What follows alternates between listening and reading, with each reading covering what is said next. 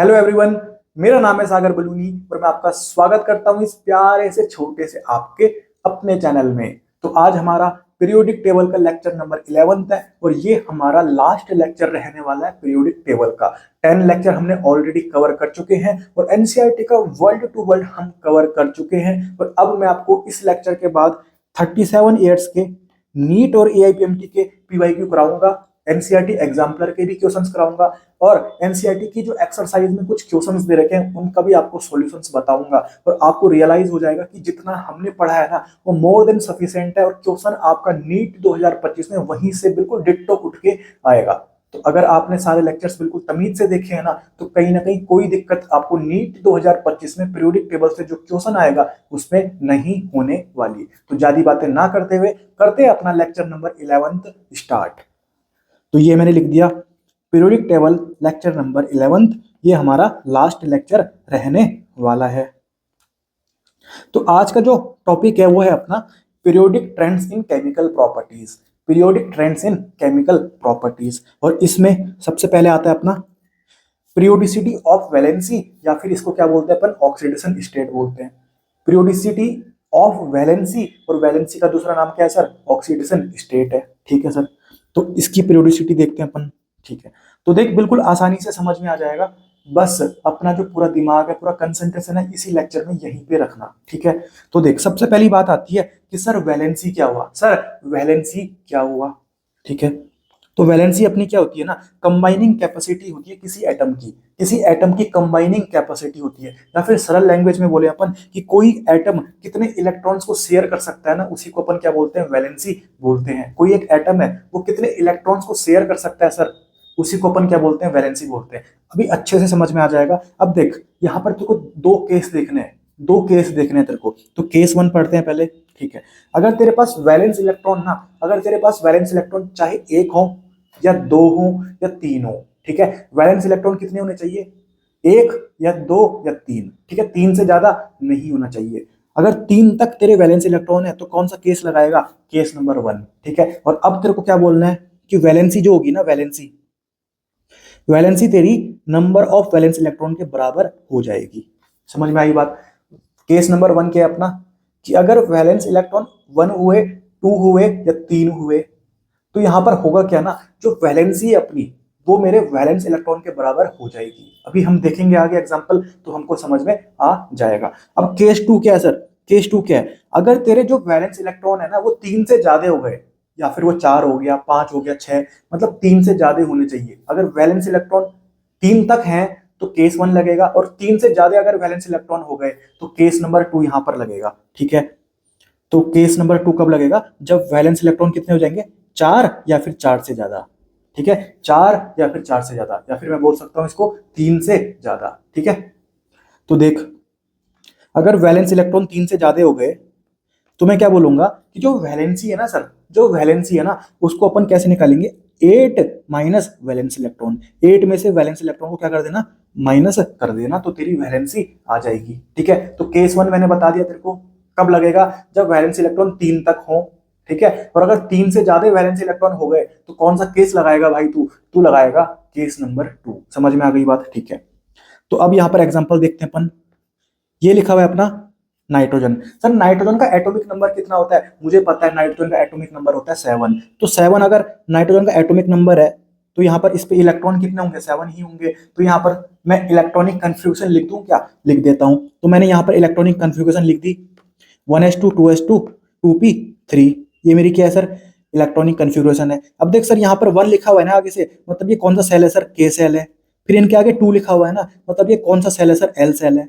ये सब मैंने आपको ऑलरेडी बता रखे हैं कि कैसे अपन सेल्स को पहचानते हैं। ठीक है, तो यहाँ पर ये के सेल है, ये अपना एल सेल है। तो जो हमारा आउटर मोस्ट सेल है यहाँ पर कौन सा है सर, ये वाला जो एल सेल है ना, ये आउटर मोस्ट सेल है। ठीक है, तो जो आउटर मोस्ट सेल होता है ना उसी को अपन बोलते हैं वैलेंस सेल।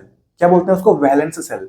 जो आउटर मोस्ट सेल होता है उसको क्या बोलते हैं अपन, वैलेंस सेल बोलते हैं, ऑलरेडी हमको पता है। और वैलेंस सेल में जितने इलेक्ट्रॉन्स होते हैं ना उनको बोलते हैं वैलेंस इलेक्ट्रॉन। यहाँ पर मैंने लिखा हुआ है सर, वैलेंस इलेक्ट्रॉन का मतलब वैलेंस सेल में जितने इलेक्ट्रॉन होते हैं उन्हीं को अपन वैलेंस इलेक्ट्रॉन बोलते हैं। तो यहाँ पर वैलेंस सेल अपना एल है और एल में तेरे कितने इलेक्ट्रॉन्स है सर, 2 यहाँ पर हो गए और 3 यहाँ पर हो गए। मतलब सर वैलेंस सेल में तेरे 5 इलेक्ट्रॉन्स हैं। मैंने बोल दिया सर वैलेंस इलेक्ट्रॉन कितने होंगे, 5 होंगे।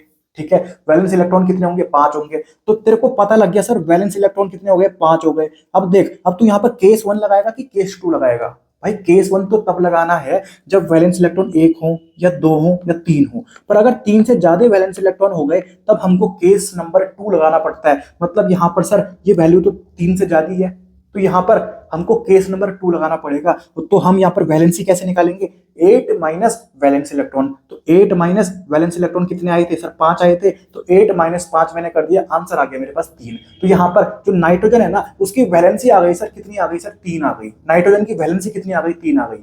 ऐसे करके तुम किसी का भी निकाल सकते हो। ठीक है, बात समझ में आ गई।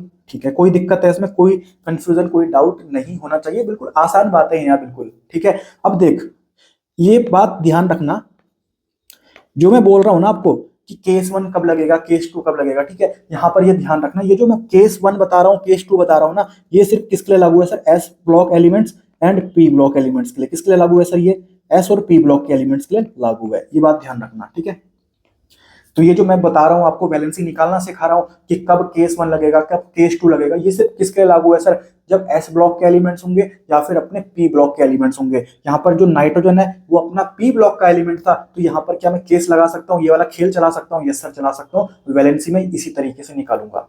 पर कोई डी ब्लॉक का एलिमेंट आ जाएगा वहां पर ये खेल नहीं खेलना अपने को। ये अपने को खेल तभी चलाना है जब हमारे पास कोई एस ब्लॉक का एलिमेंट होगा या फिर कोई पी ब्लॉक का एलिमेंट होगा। समझ में आई बात। ठीक है, तो मेरे को वैलेंसी निकालने आ गई, कोई दिक्कत नहीं है।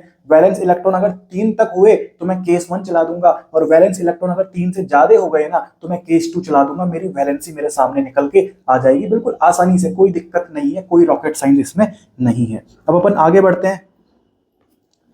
अब हम पढ़ रहे हैं सर ऑक्सीडेशन स्टेट। क्या पढ़ रहे हैं अपन, ऑक्सीडेशन स्टेट। ठीक है, कई लोग ना वैलेंसी और ऑक्सीडेशन स्टेट को सेम चीज मानते हैं। ठीक है, कई लोग वैलेंसी और ऑक्सीडेशन स्टेट को सही चीज मतलब सेम चीज मानते हैं। वो बोलते हैं कि जो वैलेंसी होती है ना उसी को अपन ऑक्सीडेशन स्टेट बोलते हैं, पर ये दोनों अलग होते हैं भाई। तो यहाँ पर अपन देखते हैं कि कैसे अपन वैलेंसी और ऑक्सीडेशन स्टेट को डिफरेंशिएट कर सकते हैं, कि कैसे ये एक दूसरे से अलग हैं। तो अपन देख रहे हैं ऑक्सीडेशन स्टेट। तो ऑक्सीडेशन स्टेट क्या होता है, मान ले कोई कंपाउंड है। ठीक है, कंपाउंड में किसी एलिमेंट की खोपड़ी में जो चार्ज होता है ना वही क्या होता है, अपना ऑक्सीडेशन स्टेट है। ठीक है सर, कोई एक कंपाउंड है। ठीक है, कंपाउंड में किसी एलिमेंट की खोपड़ी में जितना चार्ज होगा ना वही उस एलिमेंट की ऑक्सीडेशन स्टेट हो जाएगी। समझ में आ गई बात। ठीक है, कोई दिक्कत नहीं है। अब यहां पर एग्जांपल देख, जैसे मैं HCl की बात करूं, जैसे मैं HCl की बात करूं तो ये रहा अपना HCl।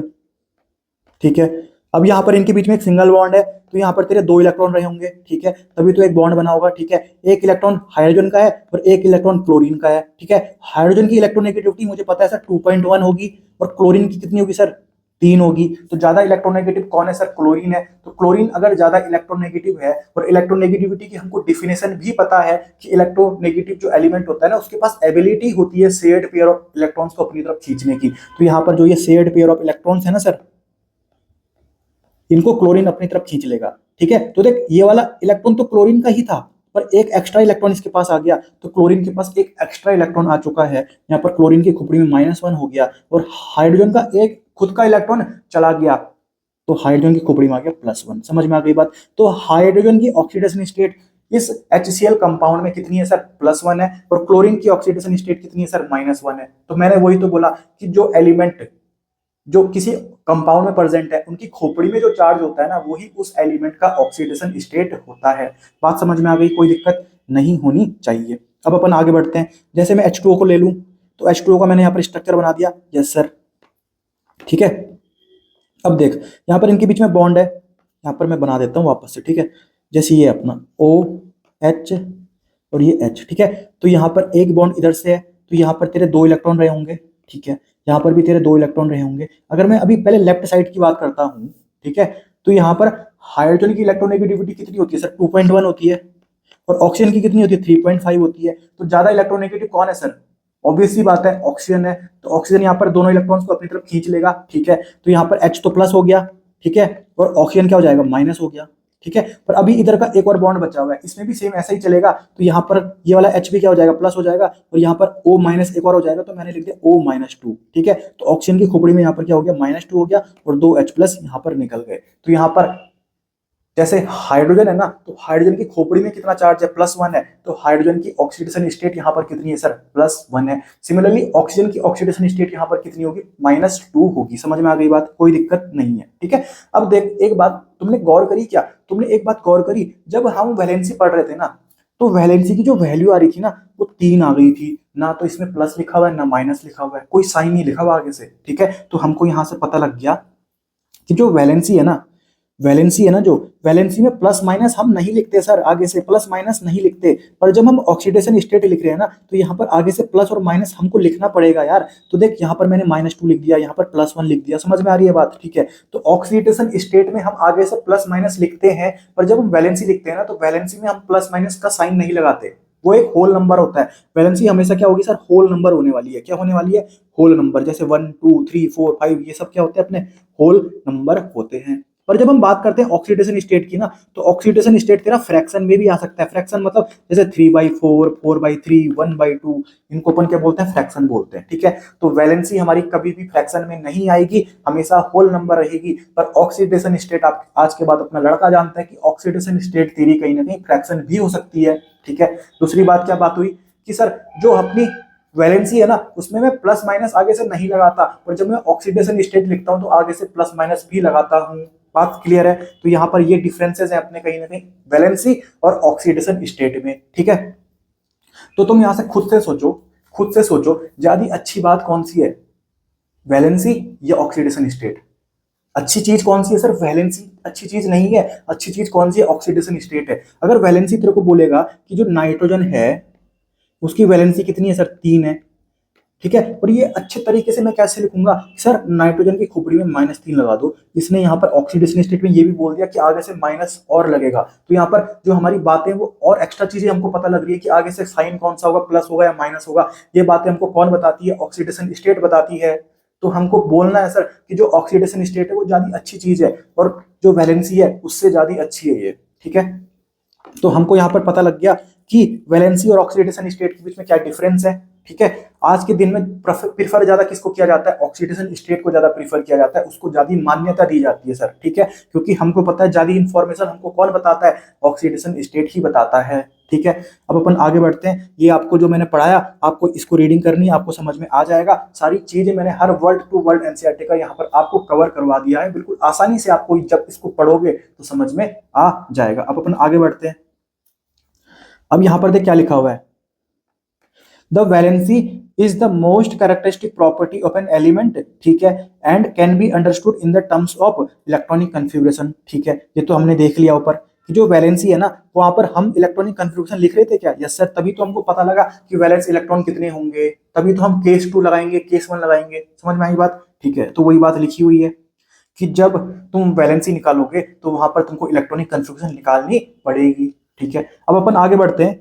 ये जो येलो कलर से मैंने लिखा हुआ है, यहाँ पर ये बताना चाह रहा है कि जो तुम केस 1 और केस 2 चला रहे हो ना, वो सिर्फ कहीं ना कहीं रिप्रेजेंटेटिव एलिमेंट्स के लिए ही लागू है। मैंने आपको बता दिया था, वो सिर्फ एस ब्लॉक के एलिमेंट्स और पी ब्लॉक के एलिमेंट्स के लिए ही लागू है। तो रिप्रेजेंटेटिव एलिमेंट्स का मतलब यही होता है कि एस ब्लॉक के एलिमेंट्स एंड पी ब्लॉक के एलिमेंट्स। पर यहाँ पर याद रखना, नोबल गैसेस कंसीडर नहीं की जाती। ठीक है, पी ब्लॉक के एलिमेंट्स एक्सेप्ट नोबल गैसेस, इन्हीं को अपन क्या बोलते हैं, रिप्रेजेंटेटिव एलिमेंट्स बोलते हैं। और ये मैं आपको ऑलरेडी पिछले लेक्चर्स में भी बता चुका हूं। ठीक है, तो आप जब इस येलो लाइन को पढ़ोगे तो आपको सब समझ में आ जाएगा। जो केस 1 और केस 2 मैंने आपको पढ़ाया था वही यहाँ पर लिखा हुआ है। ठीक है, अब देख जो मैंने आपको अभी बताया, नाउ डेज आज के दिनों में ना, आज के दिनों में हमको पता है सर वैलेंसी ज्यादा अच्छी है कि ऑक्सीडेशन स्टेट ज्यादा अच्छी है, ऑक्सीडेशन स्टेट ज्यादा अच्छी है ना, तभी तो लिखा हुआ है एनसीईआरटी में, now days the term oxidation state is frequently used for valency. Valency नहीं यूज किया जाता, आज के दिन क्या यूज करते हैं अपन, ऑक्सीडेशन स्टेट बोलते हैं। क्या बोलते हैं सर, ऑक्सीडेशन स्टेट बोलते हैं। समझ में आई बात। ठीक है,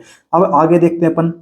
अब यहां पर देख क्या लिखा हुआ है, यहाँ पर एक कंपाउंड हमारे पास है OF2। कौन है सर, OF2, ये लिख दिया मैंने OF2। एक और कंपाउंड है यहाँ पर Na2O। ठीक है, यहाँ पर जो एनसीईआरटी में दे रखा है उस चीज को मैं सिंप्लीफाई तरीके से आपको यहाँ पर समझा रहा हूं। तो OF2 है और एक दूसरा क्या है सर, Na2O है। ठीक है सर, अब देख ये बात तुमको पता होनी चाहिए। देख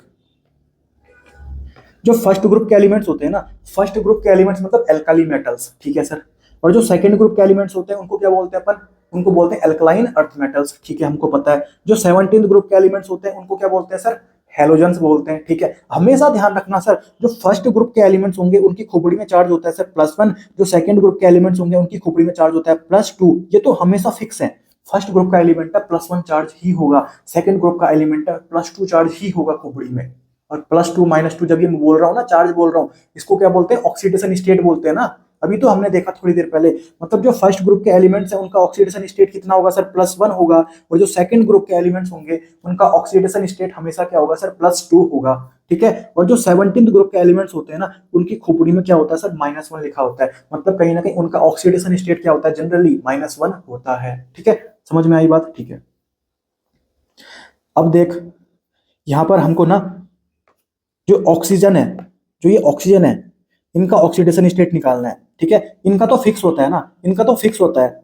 पर यहाँ पर जो ऑक्सीजन होता है ना, ऑक्सीजन कभी -2 शो करता है, कभी +2 शो करता है, कभी -1 शो करता है, मतलब इसकी वेरिएबल ऑक्सीडेशन स्टेट है, ठीक है। तो यहाँ पर हम निकालने की कोशिश करते हैं, ठीक है। तो यहाँ पर मैं ऑक्सीजन को क्या मान रहा हूँ, एक्स मान रहा हूँ, ठीक है।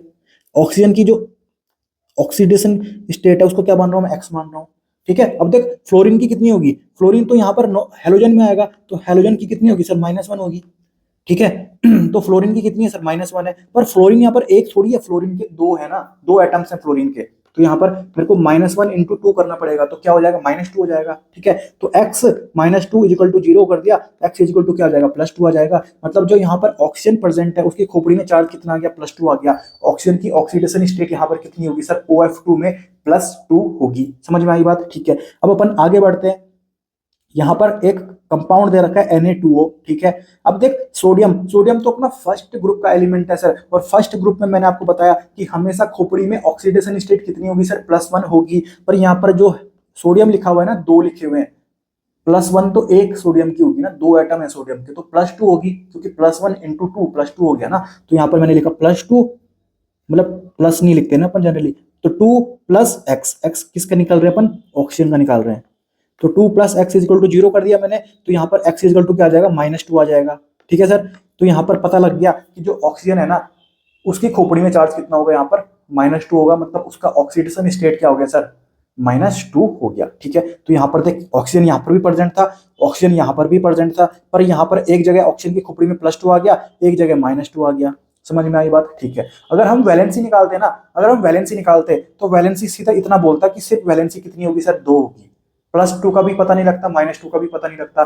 तो पर जब हम ऑक्सीडेशन स्टेट निकाल रहे हैं तो हम आगे से प्लस और माइनस भी लगा रहे हैं ना, तो यहाँ पर हमको ज्यादा इंफॉर्मेशन मिल रही है सर, ठीक है। तो यहाँ पर इसीलिए बोला जाता है कि जो हमारा ऑक्सीडेशन स्टेट होता है ना, वो हमारा ज्यादा अच्छा होता है। इसलिए नाउअडेज, आज के दिनों में लेटेस्ट अगर मैं बात करूं, तो हमारा ज्यादा प्रेफरेंस किसको दी जाती है सर, ऑक्सीडेशन स्टेट को दी जाती है। बात क्लियर हो गई, ठीक है। अब ध्यान से देखो, ये बात आपको पता है, आपने इलेक्ट्रोनेगेटिविटी चैप्टर पढ़ लिया, क्या पढ़ लिया, चैप्टर में मतलब टॉपिक पढ़ लिया, जैसे पढ़ लिया। हमने देखा था जो फ्लोरीन होता है ना सर, वो तो कौन से ग्रुप में आता है, हेलोजन ग्रुप में आता है। हमको पता है सर, लेफ्ट से राइट जाने पर किसी पीरियड में इलेक्ट्रोनेगेटिविटी बढ़ती है, हेलोजेंस की तो सबसे ज्यादा होती है, तो फ्लोरीन की सबसे ज्यादा होगी। और सोडियम मतलब सिर्फ ये तो एल्काली मेटल्स है, फर्स्ट ग्रुप का एलिमेंट है, तो कहीं ना कहीं यहाँ तो सबसे कम होगी, ठीक है। और ऑक्सीजन तेरा बीच में आता है, तो सबसे ज्यादा किसकी होगी सर, यहाँ पर फ्लोरीन की होगी, फिर ऑक्सीजन की होगी, फिर किसकी होगी, सोडियम की होगी। यहाँ पर ये जो मैंने पढ़ाया आपको, वहां पर ये जो एनसीईआरटी की 4-5 लाइनें दे रखी है, ये चीज यहाँ पर से मैंने आपको पढ़ाई। तो अब आप इसकी रीडिंग करोगे तो आपको सब कुछ अच्छे से समझ में आ जाएगा, कोई दिक्कत नहीं होने वाली। आपको पहले से अच्छा आता होगा इनऑर्गेनिक केमिस्ट्री, या फिर आपको कुछ भी नहीं आती होगी ना, फिर भी आपको यहाँ पर बिल्कुल सफिशिएंट लेक्चर होंगे आपके लिए। यहाँ पर आप इसको पढ़ लोगे ना, तो इससे ज्यादा आपका कहीं पे कोई क्वेश्चन पूछने वाला नहीं है नीट में, बिल्कुल मोर देन सफिशिएंट है भाई, ये मोर देन सफिशिएंट है। एनसीईआरटी का तुम अगर एक एक वर्ड समझ में तुमको आ गया ना, तो भाई मतलब तुम्हारी जो सब्जेक्ट के ऊपर पकड़ है वो मतलब बहुत स्ट्रांग होने वाली है। कहीं ना कहीं कोई भी क्वेश्चन तुम्हारा नीट 2025 में इसके बाहर नहीं आने वाला। वो तो छोड़ो, क्वेश्चन बाहर आने की बात तो छोड़ो, तुम्हारा जो क्वेश्चन आएगा ना नीट 2025 में, वो तुमको ऑलरेडी यहाँ लेक्चर में मैं चिल्ला चिल्ला के बोला रहा हूँ। तो अगर तुम लेक्चर्स को बिल्कुल अच्छे से सुनते हो ना, तो तुमको वहां पर बिल्कुल सब कुछ पता लग जाएगा कि सारे क्वेश्चन भाई वही आए जो मैं यहाँ पर चिल्ला रहा हूँ, ठीक है। तो सब कुछ वही आएगा जो आपको पढ़ाया रहेगा। तो ये बात मैंने आपको सब पढ़ा दी, देख Na2O, ठीक है, ये सब वही चीजें लिखी हुई है यहाँ पर, OF2, जो मैंने आपको ऊपर पढ़ाया ना, वही सब यहाँ पर लिखा हुआ है। अब आगे क्या लिखा हुआ है इन्होंने, Thus, the oxidation state of an element in a particular compound can be defined as charge acquired by its atom on the basis of electronegative concentration from other atom। ठीक है, वही तो हमने यहाँ पर देखा था।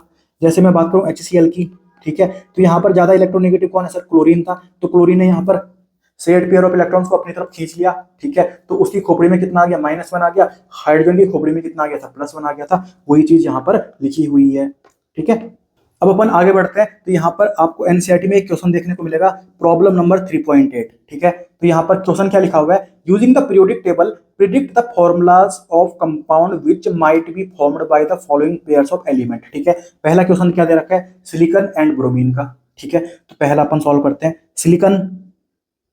सिलिकॉन का एटॉमिक नंबर कितना होता है, 14 होता है। मैं आपको बोला था कि 20 तक एटॉमिक नंबर तो याद होनी चाहिए कि कौन से एलिमेंट के कितना होता है, 20 तक तो होना ही चाहिए एटलीस्ट। ठीक है, तो सिलिकॉन का कितना होगा, 14 होता है। ठीक है, तो इसमें कितने इलेक्ट्रॉन्स होंगे, 14 इलेक्ट्रॉन्स होंगे। इसकी इलेक्ट्रॉनिक कन्फिग्रेशन लिख दूं क्या, लिख दो सर। तो मैंने यहाँ पर इसकी इलेक्ट्रॉनिक कन्फिग्रेशन लिख ली सर।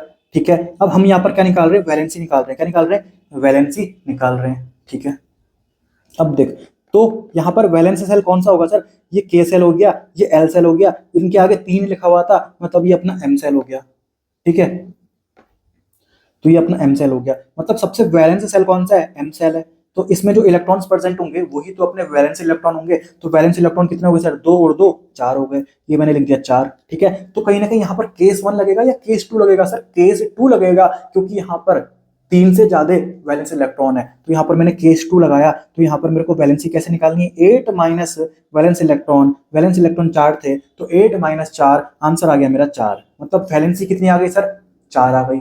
अब हमको पता नहीं है सर ये +4 है या -4 है, पता ही नहीं है हमको, क्योंकि हमको पता है वैलेंसी तो सिर्फ होल नंबर होती है, उसके आगे साइन थोड़ी लगाते अपन। ठीक है, पर अभी हमको पता लग जाएगा, हम आइडिया लगा लेंगे कि ये +4 है या -4 है। देखो कैसे, अब देख, एक तो सिलिकॉन था, उसके बारे में हमको पता लग गया, देख सिलिकॉन था। अब दूसरी बात कौन आ रही है सर, ब्रोमीन की आ रही है। ठीक है, और ब्रोमीन तो हेलोजन फैमिली में होता है, और हमने अभी थोड़ी देर पहले देखा जो हेलोजन फैमिली होती है उनकी खोपड़ी में कौन सा चार्ज आता है, -1।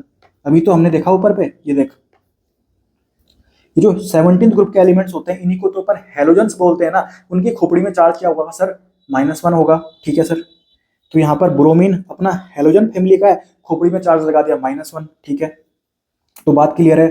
ठीक है, तो देख, ब्रोमीन में अगर -1 होगी तो कॉमन सेंस की बात है, जो सिलिकॉन होगा उसमें कितनी होगी सर, +4 होगी। कितनी होगी, +4 होगी। ठीक है सर, समझ में आ गई बात। अब देख, अब मैंने क्या किया, एक मेरे पास सिलिकॉन है, एक मेरे पास क्या ब्रोमीन है। ब्रोमीन की सर -1, सिलिकॉन की सर +4। अब तुमको क्या करना है ना, अब तुमको क्या करना है, यहाँ पर इनको क्या करना है, क्रॉस मल्टीप्लाई करना होता है ऑक्सीडेशन स्टेट्स को।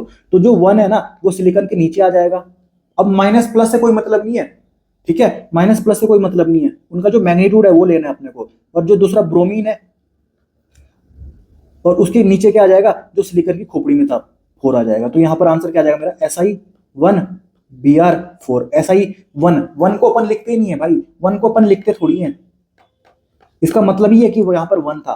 ठीक है, अगर मैं SI Br4 बोलूंगा तो SI के नीचे 1 बोलूं या ना बोलूं एक ही बात है। ठीक है, तो यहाँ पर 1 अपन लिखते नहीं, आंसर क्या आ जाएगा मेरा, SI Br4 आ जाएगा। ये मैंने लिख दिया SI Br4, तो आंसर तुम देख लो, आंसर आ जाएगा तुम्हारा SI Br4। कोई दिक्कत है, कोई दिक्कत नहीं है। ठीक है, अब देख, दूसरा क्या अपने पास, एल्यूमिनियम एंड सल्फर।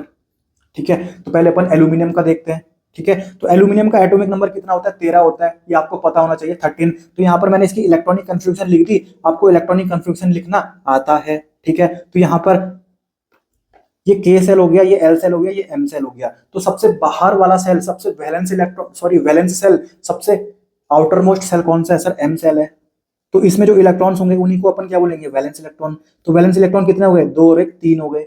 ठीक है, तो यहाँ पर केस 1 लगेगा या केस 2 लगेगा, केस 1 लगेगा सर। ठीक है, तो वैलेंस इलेक्ट्रॉन कितने, 3 है, केस 1 लगा। और केस 1 क्या बोलता है कि जितने वैलेंस इलेक्ट्रॉन होंगे ना उतना ही वैलेंसी हो जाएगी। तो वैलेंसी कितनी हो गई, 3 हो गई। पर अभी पता ही नहीं है सर ये +3 है कि -3 है, पता नहीं है अभी, क्योंकि ये तो वैलेंसी है ना।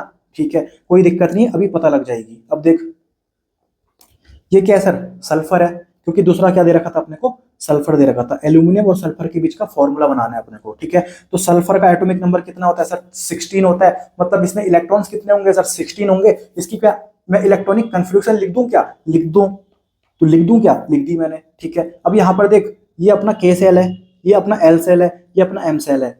ये तो तुमको समझ में आ रहा होगा ना, मैं K shell L shell M shell कैसे बता रहा हूँ। ऑलरेडी मैं पिछले लेक्चर्स में बता चुका हूँ यार कि कैसे अपन देखते हैं कि कौन सा सेल होगा, ठीक है। इनके आगे देख 1 लिखा हुआ है ना तो के सेल है, 2 लिखा हुआ है ना तो एल सेल है, 3 लिखा हुआ है ना तो एम सेल है, ठीक है। पर अगर डी होता है ना, डी में अपन n-1 लिखते हैं, ये तुमको पता है ना। और एफ में अपन n-2 लिखते हैं, ठीक है। समझ में आई बात। जैसे 4d लिखा होगा ना, तो ये तुम ऐसे मत बोलना कि ये अपना फोर्थ सेल है, ये अपना फोर्थ सेल है, मतलब KLMN एन सेल है, ये ऐसा मत करना। ये जो 4d लिखा हुआ है ना, मतलब ये अपना कौन से पीरियड का एलिमेंट होगा भाई, ये तो अपना 5th पीरियड का एलिमेंट होगा। यहाँ पर अपना n के बाद वाला सेल लगेगा, KLMNO, ओ सेल लगेगा यहाँ पर, ठीक है। समझ में आई बात, ठीक है।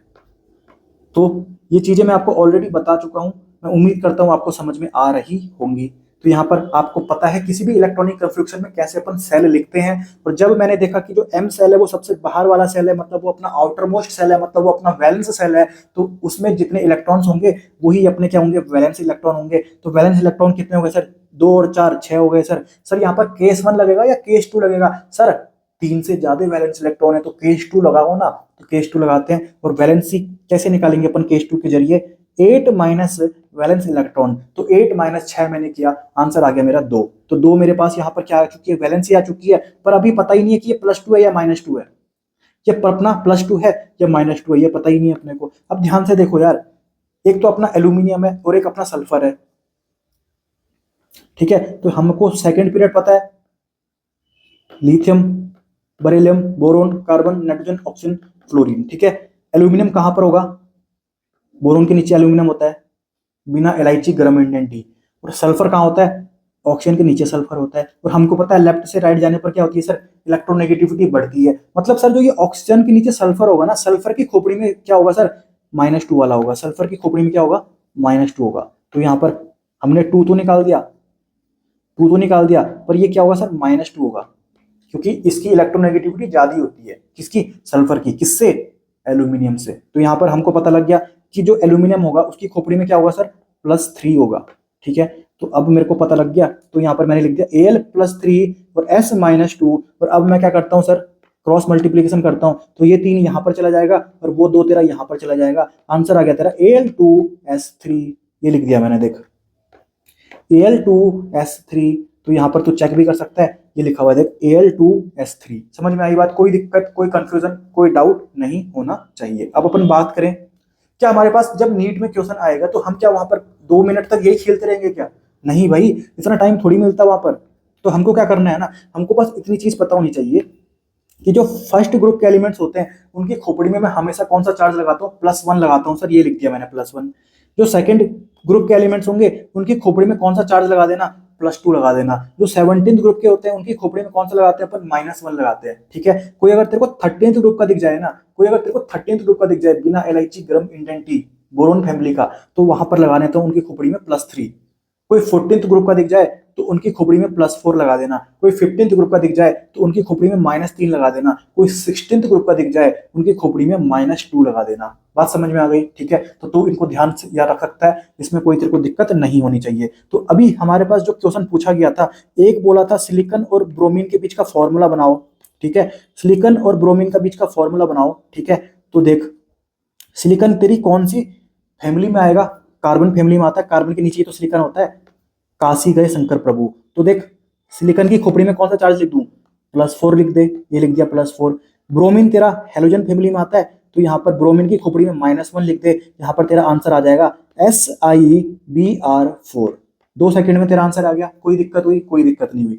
दूसरी खेल देख, एल्यूमिनियम है, एल्यूमिनियम किसके नीचे आएगा सर, बोरोन के नीचे आएगा, बिना LH गरम इंडेंट टी होता है ना, ठीक है। मतलब यहाँ पर कौन सा चार्ज लगने वाला है, कौन सा ऑक्सीडेशन स्टेट लगने वाला है सर, तो Al की खोपड़ी में +3 लगने वाला है, ठीक है। सल्फर की अगर बात करें, सल्फर यहाँ पर आता है ना ऑक्सीजन के नीचे, ठीक है। तो यहाँ पर कौन सा चार्ज लगेगा सर, -2 लगेगा। तो सल्फर के नीचे मैंने लगा दिया, सॉरी सल्फर के ऊपर मैंने लगा दिया -2, फिर क्रॉस मल्टीप्लीकेशन करेगा तो आंसर आ जाएगा Al2S3। तो यहाँ पर 2 सेकंड में तेरे वही आंसर आ गए जो तू वहां पर लॉन्ग कट मेथड से निकाल रहा था। पर ये भी अपने को पता होना चाहिए यार, इनसे अपने कंसेप्ट बिल्ड होते हैं, ठीक है, इनसे अपने कंसेप्ट बिल्ड होते हैं, ठीक है। अब यहाँ पर एनसीईआरटी ने एक टेबल दे रखी है, देख ये नंबर क्या है, ग्रुप है, group 1, group 2, group 13, group 14, group 15, group 16, group 17, group 18। यहाँ पर इनका ऑक्सीडेशन स्टेट हमको पता है मेनली क्या होता है, इसका क्या +1 होता है हमेशा, इसका +2 होता है हमेशा, यहाँ पर क्या होता है -1 होता है जनरली, यहाँ पर कितना होता है हमेशा +3, यहाँ पर क्या होगा हमेशा +4, यहाँ पर क्या होता है जनरली -3 होता है, यहाँ पर कितना होता है -2 होता है, यहाँ पर कितना होता है 0 और 8 होता है इनका वैलेंसी, ठीक है। तो ये हमने ऑक्सीडेशन स्टेट अभी ऊपर देख लिए, ठीक है। इनके तो फिक्स होते हैं, देख फर्स्ट ग्रुप का फिक्स है, सेकंड ग्रुप का फिक्स है, 13th ग्रुप का फिक्स है, 14th ग्रुप का फिक्स है, ठीक है। और यहाँ पर जनरली कौन होता है -1 होता है, ठीक है। यहाँ पर जनरली क्या होता है -3 होता है, यहाँ पर जनरली क्या होता है -2 होता है, यहाँ पर मैं जनरली बोल रहा हूँ, ठीक है। समझ में आई बात, क्योंकि यहाँ पर +5 भी हो सकता है, यहाँ पर +6 भी हो सकता है, ठीक है।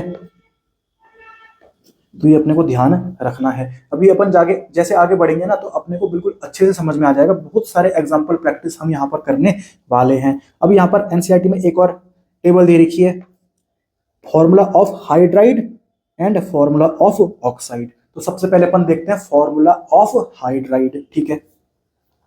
तो ये मैंने लिख दिया फॉर्मूला ऑफ हाइड्राइड। हाइड्राइड मतलब जो यहाँ पर कंपाउंड बनेंगे ना उनके पीछे अपना H लगेगा, मतलब हाइड्रोजन लगेगा। तो यहाँ पर तुम जितने भी देख रहे हो ना सबके पीछे तुम्हारा H लगा हुआ है, देख सब अपने क्या है सर हाइड्राइड है, क्या अपने सब हाइड्राइड है, ठीक है।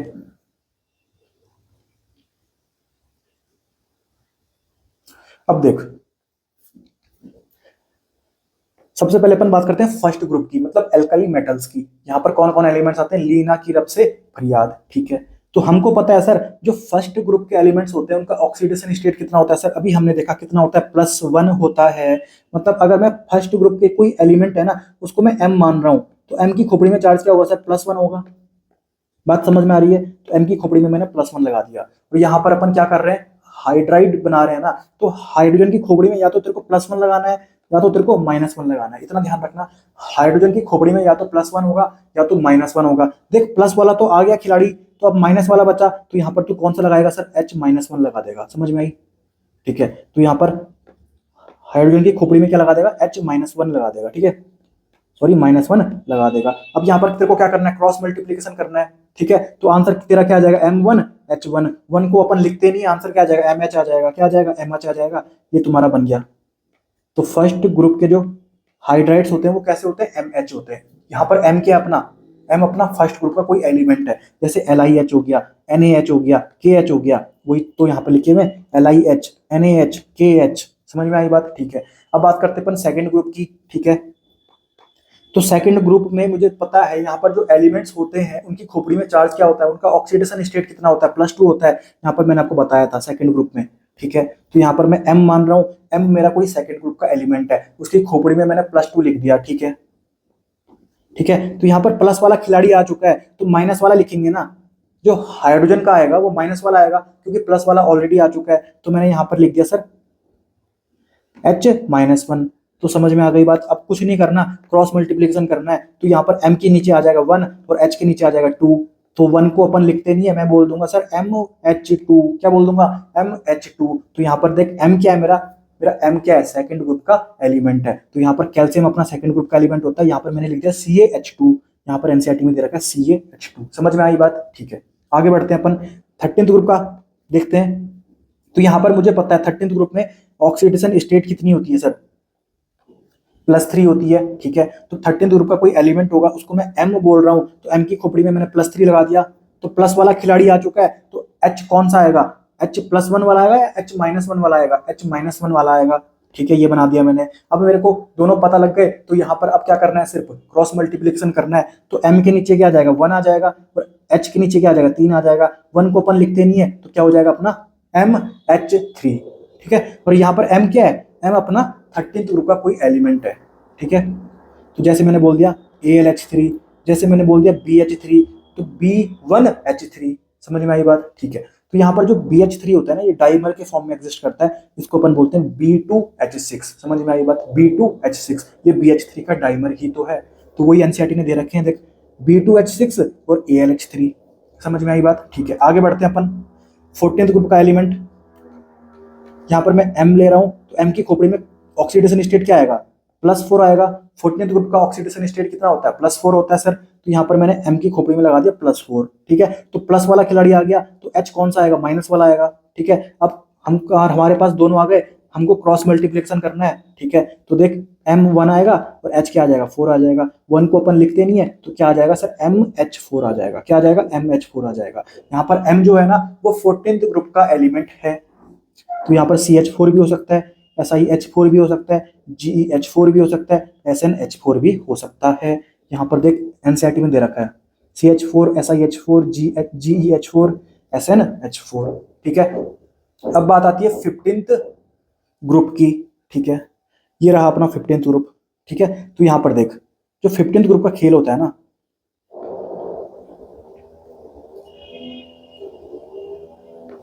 तो 15th ग्रुप में जनरली क्या होता है सर? -3 होता है ऑक्सीडेशन स्टेट। तो यहाँ पर मैं M मान रहा हूँ कि M क्या है? मेरा 15th ग्रुप का कोई एलिमेंट है, उसकी खोपड़ी में -3 लिख दिया मैंने, तो माइनस वाला खिलाड़ी आ चुका है। तो अब मैं H का कौन सा खिलाड़ी लूंगा? प्लस वाला लूंगा। अब क्या कर तू? क्रॉस मल्टीप्लिकेशन कर ले। ठीक है, क्रॉस मल्टीप्लिकेशन तूने अगर करी तो M1 और H क्या आ जाएगा? 3 आ जाएगा, या फिर इसको मैं बोलूंगा MH3, क्योंकि 1 को अपन लिखते नहीं है। ठीक है, तो देख NH3, PH3, ASH3, SBH3। कोई दिक्कत है? कोई मुश्किल है क्या? बिल्कुल आसान है ये तो।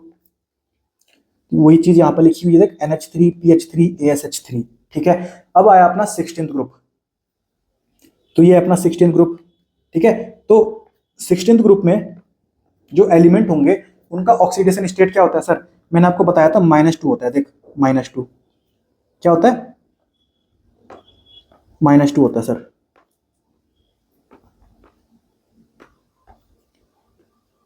-2 होता है। ठीक है, तो ये M क्या है अपना? 16th ग्रुप का कोई एलिमेंट है, खोपड़ी में चार्ज क्या लिखूं? -2 लिख दूं क्या? लिख दिया मैंने। ठीक है, अब माइनस वाला खिलाड़ी आ चुका है, तो हाइड्रोजन कौन सा आएगा? +1 वाला आएगा। ठीक है सर, अब क्या करना है? क्रॉस मल्टीप्लिकेशन करना है। आंसर क्या आ जाएगा? M1H2। 1 को अपन लिखते नहीं, आंसर क्या आ जाएगा? MH2 आ जाएगा। तो यहाँ पर M क्या है अपना? 16th ग्रुप का कोई एलिमेंट है। ठीक है, तो यहाँ पर देख H2O, H2S, H2Se, H2Te। ठीक है, कुछ भी हो सकता है, बिल्कुल आसान है यार। देख H2O, H2S, H2Se, H2Te। कोई दिक्कत है? कोई भी दिक्कत नहीं है। अब बात करते अपन 17th ग्रुप की। तो हमको पता है सर 17th ग्रुप में जो एलिमेंट्स होंगे उनकी ऑक्सीडेशन स्टेट कितनी होती है? -1 होती है, अभी मैंने आपको बताया था -1 होती है सर 17th ग्रुप में। ठीक है, तो 17th ग्रुप का कोई एलिमेंट है, उसको मैं M कंसीडर कर रहा हूँ, तो खोपड़ी में -1 हो गया। ठीक है, तो माइनस वाला खिलाड़ी तो आ चुका है, तो हाइड्रोजन में कौन सा लूंगा सर? प्लस वाला लूंगा। ठीक है सर, तो यहाँ पर ये हो गया अपना। ठीक है, अब मुझे क्रॉस मल्टीप्लिकेशन करना है। आंसर क्या आ जाएगा? M1H1, और 1 को अपन शो नहीं करते, तो मैंने लिख दिया MH, तो ये आ गया अपना HF, HCl, HBr, HI। कितना सिंपल है, देख HF, HCl, HBr और HI। ठीक है, तो देख कितना सिंपल है।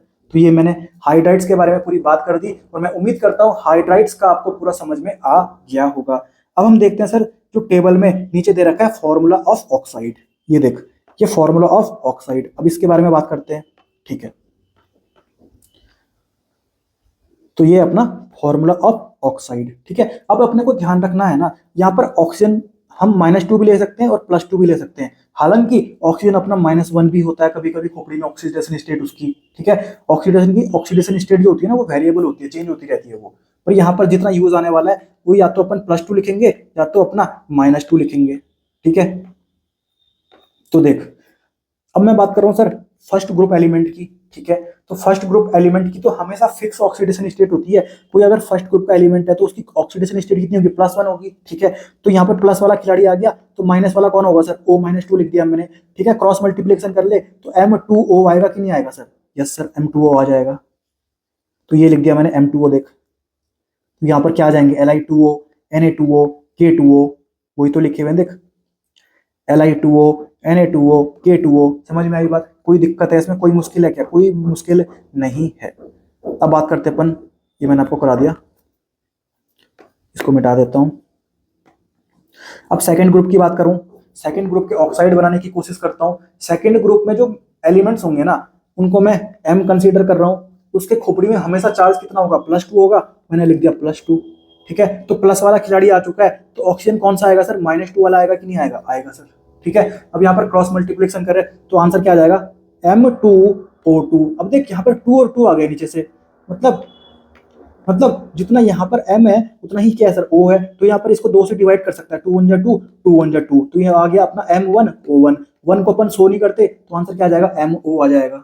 समझ में आई बात, कोई दिक्कत नहीं है। तो ये देख MgO, CaO, SRO, BaO, MgO, CaO, SRO, BaO, बिल्कुल सिंपल है यार। अब बात करते हैं अपन 13th ग्रुप की, सेकंड ग्रुप की बात हो गई, अब बात करेंगे 13th ग्रुप की। तो 13th ग्रुप में जो एलिमेंट्स होंगे उनकी खोपड़ी में चार्ज कितना होता है सर, +3 होता है, तो M+3। M क्या है यहाँ पर, M अपने 13th ग्रुप के एलिमेंट्स हैं। ठीक है, और यहाँ पर प्लस वाला खिलाड़ी आ चुका है, मतलब ऑक्सीजन की खोपड़ी में कौन सा होगा सर, -2 होगा कि नहीं होगा, होगा। अब क्या करना है तेरे को, क्रॉस मल्टीप्लिकेशन करना है। ठीक है सर, कर दिया मैंने, तो आंसर आ जाएगा मेरा M2O3, M2O3, ये लिख दिया मैंने M2O3। ठीक है, तो यहाँ पर फॉर्मूले बना दे, B2O3, Al2O3, Ga2O3, In2O3, बिल्कुल सिंपल है, बिल्कुल सिंपल। तो वही बात यहाँ पर लिखी हुई है देख टेबल में, B2O3, Al2O3, Ga2O3, In2O3। समझ में आई बात, ठीक है। अब आता है अपना कौन सा ग्रुप, 14th ग्रुप। तो 14th ग्रुप यानी कौन सा फैमिली, कार्बन फैमिली। यहाँ पर मैं 14th ग्रुप के एलिमेंट को M से कंसीडर कर रहा हूँ। यहाँ पर चार्ज हमेशा क्या आता है, +4 आता है, तो प्लस वाला खिलाड़ी तो आ चुका है, तो ऑक्सीजन की खोपड़ी में कौन सा आएगा, -2 आएगा। क्रॉस मल्टीप्लिकेशन कर दे तो M2O4, और यहाँ पर 2 से अगर तू इसको डिवाइड करेगा ना सर, तो 2 1 जा 2, 2 2 जा 4, ये आ जाएगा मेरा M1O2, और 1 को अपन लिखते नहीं है, मैंने लिख दिया MO2, बिल्कुल सिंपल है। तो ये आ गया मेरा CO2, SiO2, GeO2, SnO2 and PbO2। आसानी से समझ में आ गया, कोई दिक्कत हुई क्या, कोई भी दिक्कत यहाँ पर नहीं हुई। तो 14th ग्रुप तक का खेल हो गया, ऑक्साइड्स इनके हमने बना दिए। अब आती है बात 15th ग्रुप की। ठीक है, तो 15th ग्रुप के जो एलिमेंट्स होंगे इनकी बात हमने कर दी 14th ग्रुप की। जो 15th ग्रुप के एलिमेंट्स होंगे ना, उनकी ऑक्सीडेशन स्टेट कितनी होती है सर, -3 होती है कि नहीं होती, होती है।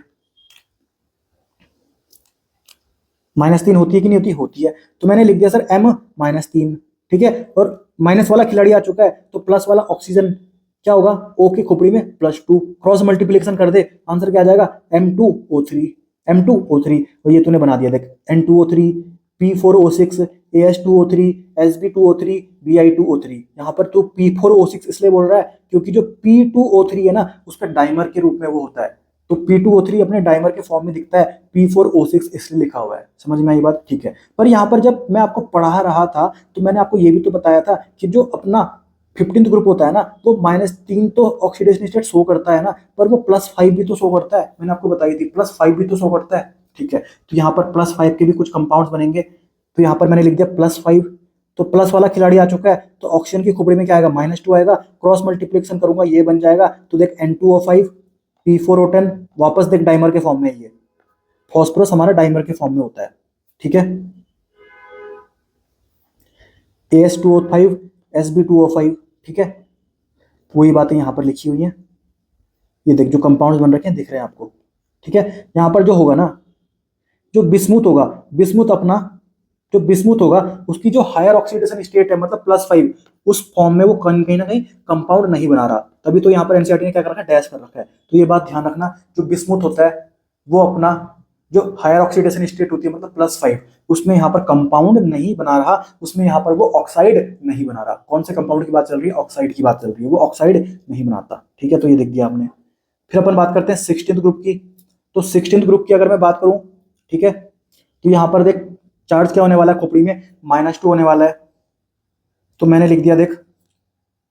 अब देख -2 वाले में कहीं ना ध्यान रखना, जो 16th ग्रुप होता है उनकी खोपड़ी में -2 चार्ज तो होता है, उनका ऑक्सीडेशन स्टेट -2 तो होता है, पर वो इस फॉर्म में कहीं ना कहीं ऑक्साइड्स नहीं बनाते, वो इस फॉर्म में ऑक्साइड्स नहीं बनाते। देख एनसीईआरटी ने भी नहीं बना रखे, तो वो किस फॉर्म में बनाते हैं सर, उनका ऑक्सीडेशन स्टेट हमको क्या लेना पड़ेगा, +6 लेना पड़ेगा। क्या लेना पड़ेगा, +6 लेना पड़ेगा। ठीक है, तो देख यहाँ पर मैंने ले लिया +6, तो ये ले लिया मैंने M+6, तो O की खोपड़ी में क्या आ जाएगा -2, तूने इसको अगर क्रॉस मल्टीप्लिकेशन करेगा तो क्या आ जाएगा M2, O6 2 से डिवाइड करेगा तो 2 1 जा 2, 2 3 जा 6, तो आ जाएगा M1 O3, तो ये आ गया MO3, तो SO3 SCO3 EO3,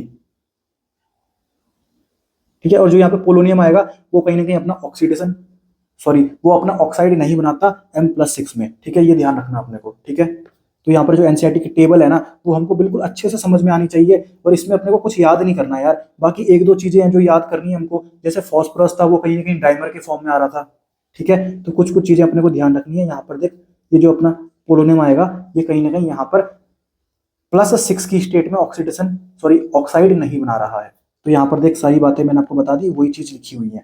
फिर अपन बात करते हैं हेलोजन फैमिली की, ठीक है, हेलोजन फैमिली की, तो यहाँ पर -1 इसका ऑक्सीडेशन स्टेट होता है, और यहाँ पर ना -1 के फॉर्म में ये कहीं ना कहीं ऑक्साइड नहीं बनाते, यहाँ पर लेना पड़ेगा अपने को +7, क्या लेना पड़ेगा +7 लेना पड़ेगा, ये देख +7, ठीक है। तो जैसे मैं क्लोरीन लूं, तो क्लोरीन की खोपड़ी में अगर +7 है तो ऑक्सीजन की खोपड़ी में क्या आएगा -2 आ गया, यहाँ पर क्रॉस मल्टीप्लिकेशन कर तो क्या हो जाएगा Cl2O7, ये बन गया मेरा Cl2O7। तो तेरे को हेलोजन के केस में सिर्फ एक ही ऑक्साइड ध्यान रखना है, Cl2O7, ठीक है।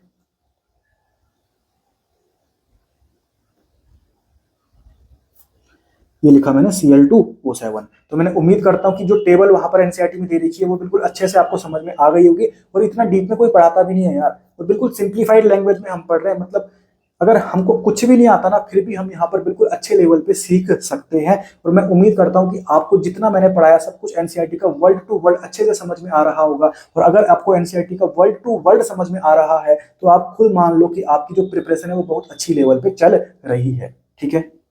अब अपन आगे बढ़ते हैं, यहाँ पर लिखा हुआ है ना कि जब से हम बात कर रहे हैं सिर्फ एस ब्लॉक एलिमेंट्स की और पी ब्लॉक एलिमेंट्स की, भाई डी ब्लॉक एलिमेंट्स क्यों नहीं ले रहे हो तुम, सर तुम एफ ब्लॉक एलिमेंट्स क्यों नहीं ले रहे, तो यहाँ पर एनसीईआरटी इसका आंसर देती है कि हम जो ट्रांजिशन एलिमेंट्स हैं यानी जो डी ब्लॉक एलिमेंट्स हैं उनकी बात यहाँ पर नहीं कर रहे सर, जो हम एक्टिनोइड्स हैं जो एफ ब्लॉक एलिमेंट्स हैं उनकी बात यहाँ पर नहीं कर रहे, क्योंकि ये क्या करते हैं ना, ये अपने वेरिएबल वैलेंसी शो करते हैं, ये अपनी वेरिएबल वैलेंसी शो करते हैं। इनके बारे में अपन कहाँ बात करेंगे, जब अपन डी ब्लॉक पढ़ेंगे या फिर जब अपन एफ ब्लॉक पढ़ेंगे वहां पर अपन सेपरेटली इनके बारे में बात करेंगे। यहाँ पर अपन इनके बारे में इसलिए बात नहीं कर रहे क्योंकि ये अपनी वेरिएबल वैलेंसी शो करते हैं, ठीक है, बात क्लियर है। तो ये अपने को समझ में आ गया। अब अपन आगे बढ़े, यहाँ पर क्या लिखा हुआ है, जो मेटल्स होते हैं ना, मेटल्स कौन होते हैं हमको पता है सर, हमने बहुत बार पढ़ लिया। मेटल्स जो होते हैं ना, अगर मेटल्स के मैं ऑक्साइड बनाऊं ना, मेटल्स के जो ऑक्साइड होते हैं वो कैसे नेचर के होते हैं सर, बेसिक होते हैं जनरली, ये हमेशा नहीं होते, जनरली मतलब मैक्सिमम केसेस में जो मेटल्स होते हैं उनके जो ऑक्साइड होते हैं वो क्या होते हैं सर, बेसिक होते हैं, बेसिक होते हैं। जैसे कि देख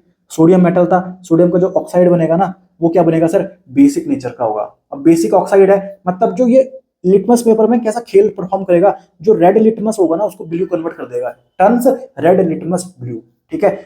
ये बेसिक है, और बेस का खासियत है कि वो रेड को ब्लू में कन्वर्ट कर देता है लिटमस पेपर में, ठीक है, तो ये अपने को पता होना चाहिए। पर जो नॉन मेटल्स के ऑक्साइड होते हैं वो क्या होते हैं, अपने एसिडिक होते हैं। जैसे क्लोरीन अपना नॉन मेटल है, और क्लोरीन का हमने ऑक्साइड अभी बनाया था Cl2O7 बना था, ठीक है। तो जो नॉन मेटल्स के ऑक्साइड होते हैं ना सर वो अपने एसिडिक होते हैं, और एसिडिक का खासियत क्या है सर, कि ये क्या करता है, लिटमस पेपर को, ब्लू लिटमस को किस में कन्वर्ट कर देता है, रेड में कन्वर्ट कर देता है, ब्लू लिटमस को रेड में कन्वर्ट कर देता है, ठीक है। तो तुमको इसको कैसे ध्यान रखना है, जो एसिडिक होती है ना, एसिड मतलब जैसे तेजाब हो गया, तेजाब मतलब तेजाब होता है ना, जैसे हम स्किन में डालते हैं पूरी स्किन जल जाती है, मतलब खतरनाक चीज है ये बिल्कुल, ठीक है। जैसे हमारे स्टोमक में भी परसेंट होता है HCl, ठीक है। तो ये जो एसिडिक है ये बहुत खतरनाक चीज है, ठीक है। तो खतरनाक को अपन कौन से रंग से दिखाते हैं, रेड से दिखाते हैं, तो इसलिए अपना यहाँ पर ब्लू लिटमस क्या हो गया, रेड हो गया, ठीक है। तो इसको आपको ध्यान रखना है, अगर एसिडिक होगा तो ब्लू लिटमस रेड कन्वर्ट हो जाएगा, और कहीं ना कहीं अपना अगर बेसिक होगा तो यहाँ पर रेड लिटमस ब्लू हो जाएगा। तो ऐसे अपने को इसको ध्यान रख सकते हैं। बाकी अभी आगे अपन पढ़ेंगे और इसके बारे में बिल्कुल डिटेल में बात करने वाले हैं, क्योंकि जो लास्ट टॉपिक है ना वो ऑक्साइड्स के बारे में ही है, कि acidic oxides, basic oxides, amphoteric oxides, neutral oxides, oxides के बारे में हमारा लास्ट में चर्चा अच्छे से हम करेंगे, बिल्कुल डीप में घुसने वाले हैं एनसीईआरटी के। तो यहाँ पर जितना मैंने आपको पढ़ाया मैं उम्मीद करता हूँ कि इतना यहाँ तक आपको अच्छे से समझ में आ गया होगा। अब अपन आगे बढ़ते हैं। अब आगे ना जो अगला टॉपिक दे रखा है एनसीईआरटी में वो दे रखा है sir anomalous property of second period element. जो सेकंड पीरियड के एलिमेंट्स होते हैं ना वो शो करते हैं अपनी anomalous property. Sir second period के एलिमेंट्स कौन होते हैं? देख सबसे ऊपर फर्स्ट पीरियड में कौन आता है? हाइड्रोजन, हीलियम, ठीक है, इनको तो तू छोड़ ही दे। तो जो सेकंड पीरियड के जो एलिमेंट्स आते हैं कौन आते हैं sir? Lithium, beryllium, boron, carbon, nitrogen, oxygen, fluorine, neon. ये अपने क्या है सर? सेकंड पीरियड के एलिमेंट्स हैं, ठीक है। तो मैं इनको ऐसा भी तो बोल सकता हूँ कि ये अपने ग्रुप के टॉप एलिमेंट्स हैं, ठीक है, ये अपने ग्रुप के क्या टॉप एलिमेंट्स हैं। जैसे ये अपना एक ग्रुप है तो उसका जो टॉप का एलिमेंट होगा यही तो होगा। ये जैसे ग्रुप है 14th ग्रुप, तो इसका जो टॉप का एलिमेंट सबसे ऊपर का एलिमेंट होगा कार्बन ही तो होगा। ये जैसे ग्रुप है 15th ग्रुप, तो इसका जो सबसे ऊपर का एलिमेंट होगा, टॉप का एलिमेंट होगा, वो कौन होगा? नाइट्रोजन ही तो होगा।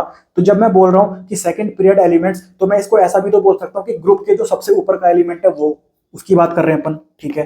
तो अब ध्यान से देख, अब ध्यान से देख, जो ये लिखा हुआ है ना anomalous property of second period element, जो सेकंड पीरियड के एलिमेंट्स है, यानी जो ग्रुप के सबसे ऊपर के एलिमेंट है, वो ना कुछ अलग सी प्रॉपर्टी शो करते हैं। मतलब नीचे वाली एलिमेंट्स की तरह प्रॉपर्टी शो नहीं कर रहे, वो कुछ मतलब अलग ही प्रॉपर्टी शो कर रहे हैं, कुछ एबनॉर्मल प्रॉपर्टी शो कर रहे हैं, मतलब नॉर्मल से अलग प्रॉपर्टी शो कर रहे हैं वो। ऐसा क्यों? तो वही अपन पढ़ेंगे।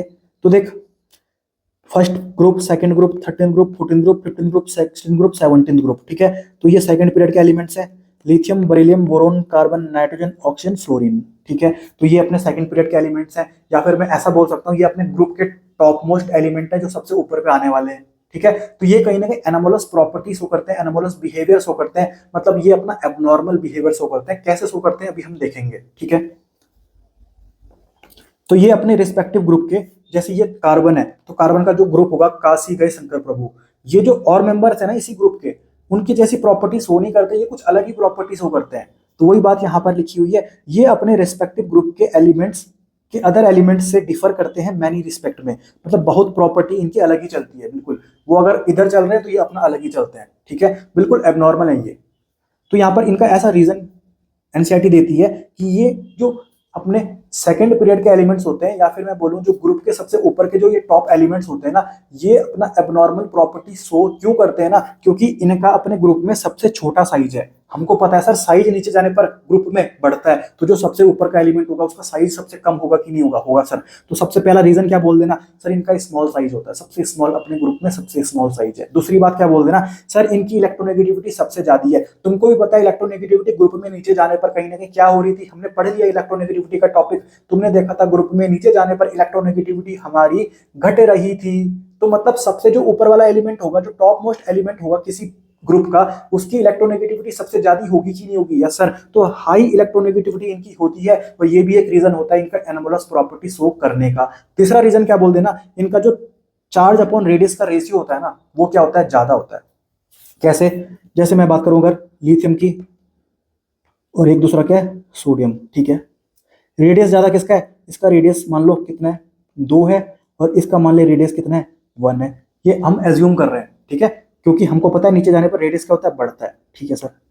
अब हम बात करें कि इनका चार्ज तो सेम है ना, तो फर्स्ट ग्रुप के एलिमेंट्स में चार्ज कितना होता है? +1 होता है, ठीक है। चार्ज तो दोनों का सेम है, तो अगर मैं इसका चार्ज अपन रेडियस रेशियो लिखूं तो कितना आ जाएगा? 1/1 आ जाएगा। अगर मैं इसका लिखूं तो ये कितना आ जाएगा? 1/2 आ जाएगा। ये कितनी वैल्यू आ जाएगी? 0.5 आ जाएगी। ये कितनी आएगी? 1 ही आएगी। तो मैं देख रहा हूं ना कि जो ऊपर वाला एलिमेंट है किसी भी ग्रुप का, उसका जो चार्ज अपन रेडियस रेशियो वो ज्यादा है। देख 1 ज्यादा है कि 0.5 ज्यादा है? सर 1 ज्यादा है। तो हमने देख लिया, आपको उम्मीद है, मेरे को सॉरी उम्मीद है कि आपको समझ में आ गया होगा, ठीक है। तो ये 3 रीजन है जिनके कारण एनसीईआरटी बोलती है कि जो सेकंड पीरियड के एलिमेंट्स है, या फिर जो ग्रुप के टॉप मोस्ट एलिमेंट है, वो कहीं ना कहीं बाकी ग्रुप के एलिमेंट्स के, अपने ग्रुप के बाकी एलिमेंट से अलग प्रॉपर्टी शो करते हैं, एनोमोलस बिहेवियर शो करते हैं। बात समझ में आई? अब यहाँ पर एनसीईआरटी में एक टेबल दे रखी है, बिल्कुल सिंपल है। ये अपने सेकंड पीरियड के एलिमेंट्स हैं, ठीक है, या फिर मैं बोलूँ जो अपने ग्रुप है उनका जो टॉप मोस्ट एलिमेंट है वो ये है, ठीक है। तो ये अपनी अलग ही प्रॉपर्टी शो करते हैं, ये अपनी अलग ही प्रॉपर्टी शो करते हैं, ठीक है। अब हम बात करते हैं, यहाँ पर एक चीज लिखी हुई है एनसीईआरटी में, जो एस ब्लॉक के एलिमेंट्स होते हैं ना, एस ब्लॉक के एलिमेंट्स वो आयोनिक कंपाउंड्स बनाते हैं। कैसे compounds? Ionic compounds. Ionic compounds मतलब जो आयंस में टूट जाए, ठीक है। तो ये जो सेकंड सॉरी जो एस ब्लॉक के एलिमेंट्स होते हैं, ये अपने कैसे कंपाउंड्स बनाते हैं? सर आयोनिक कंपाउंड्स बनाते हैं। ये हमने ऑलरेडी पढ़ लिया था पिछले लेक्चर्स में, ठीक है। पर यहाँ पर जो लिथियम होता है ना और जो बेरिलियम होता है, ये हमारे ना कोवलेंट कंपाउंड बनाते हैं। ये हमारे क्या बनाते हैं? कोवलेंट कंपाउंड भी बनाते हैं, ऑल्सो लिखा हुआ है ना। मतलब एस ब्लॉक के जो एलिमेंट्स होते हैं वो सारे क्या बनाते हैं, आयोनिक कंपाउंड्स बनाते हैं। पर जो लिथियम होता है और जो बेरिलियम होता है ये हमारे कोवेलेंट कंपाउंड्स भी बनाते हैं, कोवेलेंट कंपाउंड्स भी बनाते हैं। ठीक है, तो ये बात बहुत इंपॉर्टेंटली ध्यान रखना, नीट में पूछा जाता है ये क्वेश्चन कि इनमें से कौन सा ऑप्शन ऐसा है जो कहीं ना कहीं एस ब्लॉक का तो है पर कहीं ना कहीं कोवेलेंट कंपाउंड्स बना रहा है। तो उसमें ऑप्शन या तो लिथियम मारना या तो आंसर क्या आ जाएगा, बेरिलियम आ जाएगा। इनमें से एक ऑप्शन हमको वहां पर देखने को मिल जाता है। ठीक है, तो ये बात ध्यान रखना। अब बहुत इंपॉर्टेंट एक टॉपिक आ रहा है, उसको अपन बोलते हैं डायगोनल रिलेशनशिप। क्या बोलते हैं अपन, डायगोनल रिलेशनशिप। ठीक है, डायगोनल रिलेशनशिप। तो ये बहुत इंपॉर्टेंट है, इसको ध्यान रखना। अब यहां पर होता क्या है ना सर, डायगोनल रिलेशनशिप में क्या होता है, अब देख जैसे ये लिथियम है, कौन से ग्रुप का एलिमेंट है, फर्स्ट ग्रुप का एलिमेंट है, उसके बगल में कौन सा ग्रुप होगा, सेकंड ग्रुप होगा। ठीक है, तो होना क्या चाहिए था, जो लिथियम है उसको प्रॉपर्टीज कैसे शो करनी चाहिए थी, जैसे उसके ग्रुप के बाकी एलिमेंट शो कर रहे हैं, पर उसने उनकी तरह प्रॉपर्टी शो नहीं करी। वो कैसी प्रॉपर्टी शो कर रहा है, जैसे उसका जो बगल वाला ग्रुप है ना, मतलब सेकंड ग्रुप जो है उसका जो यहाँ पर एलिमेंट होगा उसके डायगोनली जो एलिमेंट प्रेजेंट होगा, जैसे मैं यहाँ पर बैठा हूँ तो मेरे जो यहाँ पर उधर साइड बैठा होगा ना, मैंने उसकी तरह प्रॉपर्टी शो करी। तो यहाँ पर लिथियम डायगोनली उसके कौन बैठा हुआ है, मैग्नीशियम बैठा हुआ है ना, तो लिथियम किसकी तरह प्रॉपर्टी शो कर रहा है, मैग्नीशियम की तरह कर रहा है। इनके बीच में कौन सी रिलेशनशिप है, डायगोनल रिलेशनशिप है। इसको तुम ऐसे याद रख सकते हो, जैसे मान लो तुम्हारा एग्जाम चल रहा है। ठीक है, ये एग्जाम चल रहा है, यहाँ पर तुम्हारे 4 रो बन रखी है। ठीक है, मैं मान लो ये यहाँ पर बैठा हूँ, मैं यहाँ पर बैठा हूँ। ठीक है, और मेरे आगे यहाँ पर ये बैठा हुआ है। ठीक है, यहाँ पर भी और लोग बैठे हुए हैं। ठीक है, अब देख ये मैं बैठा हूं, मैं बैठा हूं यहाँ पर। ठीक है, अब मेरे को अगर चीटिंग करनी है, मेरे को अगर देखना है, तो मैं अपने आगे वाले से देखूंगा क्या, उसकी तो मुझे पीठ दिखेगी, तो मुझे ऐसा करना पड़ेगा, मुझे ऐसा करना पड़ेगा, और ऐसे में मुझे टीचर नहीं पकड़ लेगा क्या, तो क्या मैं उसके साथ रिलेशनशिप बनाऊं क्या, जो मेरे आगे बैठा हुआ है, नहीं, कोई फायदा ही नहीं होगा यार, उसकी तो मुझे पीठ दिखेगी। पर जो मेरे यहाँ पर डायगोनली बैठा हुआ है, अगर मैं थोड़ी सी गर्दन हिलाऊं तो उसकी कॉपी मुझे दिख जाएगी। भाई यहाँ पर मुझे उसके साथ रिलेशनशिप बनाना बहुत फायदेमंद है। तो मैंने एग्जाम से पहले इसके साथ रिलेशनशिप बना दी कि भाई मुझे बता देना, तो कॉपी थोड़ी सी इधर कर देना, मेरे को सब कुछ दिख जाएगा। तो यहाँ पर हम डायगोनल रिलेशनशिप बनाते हैं एग्जाम हॉल में, वैसे ही सिमिलरली यहाँ पर एलिमेंट्स ने भी क्या किया, अपने जो बगल के ग्रुप है ना उनके डायगोनल रिलेशनशिप यहाँ पर बना दी। और बनानी तो उनको अपने ग्रुप के एलिमेंट्स के साथ चाहिए थी, पर उन्होंने अपने ग्रुप के एलिमेंट के साथ नहीं बनाई। उनको पता था कि यहाँ पर कोई फायदा नहीं होने वाला, उसने अपने बगल वाले ग्रुप के जो डायगोनल एलिमेंट बैठा हुआ है उसके साथ यहाँ पर रिलेशनशिप बना दी। इसलिए इसको बोल देते अपन डायगोनल रिलेशनशिप। क्या बोल देते अपन, डायगोनल रिलेशनशिप। तो लिथियम ने किसके साथ बना दी सर, मैग्नीशियम के साथ बना दी। सर बेरिलियम ने किसके साथ बना दी, सर एल्यूमिनियम के साथ बना दी। सर बोरोन ने किसके साथ बना दी, सर सिलिकॉन के साथ बना दी। ठीक है, तो ऐसे यहाँ पर डायगोनल रिलेशनशिप हमारी सेकंड और थर्ड पीरियड के एलिमेंट्स के बीच में दिख रही है। बात की समझ में आ गई बात। ठीक है, अब ध्यान से देख, जब मैंने आपको फर्स्ट लेक्चर पढ़ाया था या सेकंड लेक्चर पढ़ाया था, मैंने आपको मेटालॉइड्स के बारे में बताया था कि ये मेटालॉइड्स होते हैं, बा पो आसाराम जी सब्सक्राइबिंग सी ते अंटी। ठीक है, तो ये अपने क्या होते हैं, मेटालॉइड्स होते हैं। कौन कौन होते हैं सर, बा पो आसाराम जी सब्सक्राइबिंग सी ते आंटी। ठीक है, और वहां पर मैंने आपको बताया था कि जो एनसीईआरटी है ना, जो एनसीईआरटी है वो बोरोन को क्या मानती है, नॉन मेटल मानती है। वो बोरोन को मेटालॉइड नहीं मानती, बोरोन को क्या मानती है, नॉन मेटल। एनसीईआरटी मानती है, वो बोरोन को मेटालॉइड नहीं मानती। पर हम तो मानते हैं बोरोन को नॉन मेटल नहीं मानते, हम बोरोन को क्या मानते हैं, मेटालॉइड ही मानते हैं। और मैंने आपको बताया था कि बोरोन अपना क्या होता है, मेटालॉइड ही होता है। पर एनसीईआरटी पता नहीं क्यों बोलती है कि बोरोन अपना नॉन मेटल है। पर हम यहाँ पर ध्यान रख रहे हैं कि जो बोरोन है अपना वो क्या है सर, मेटालॉइड है।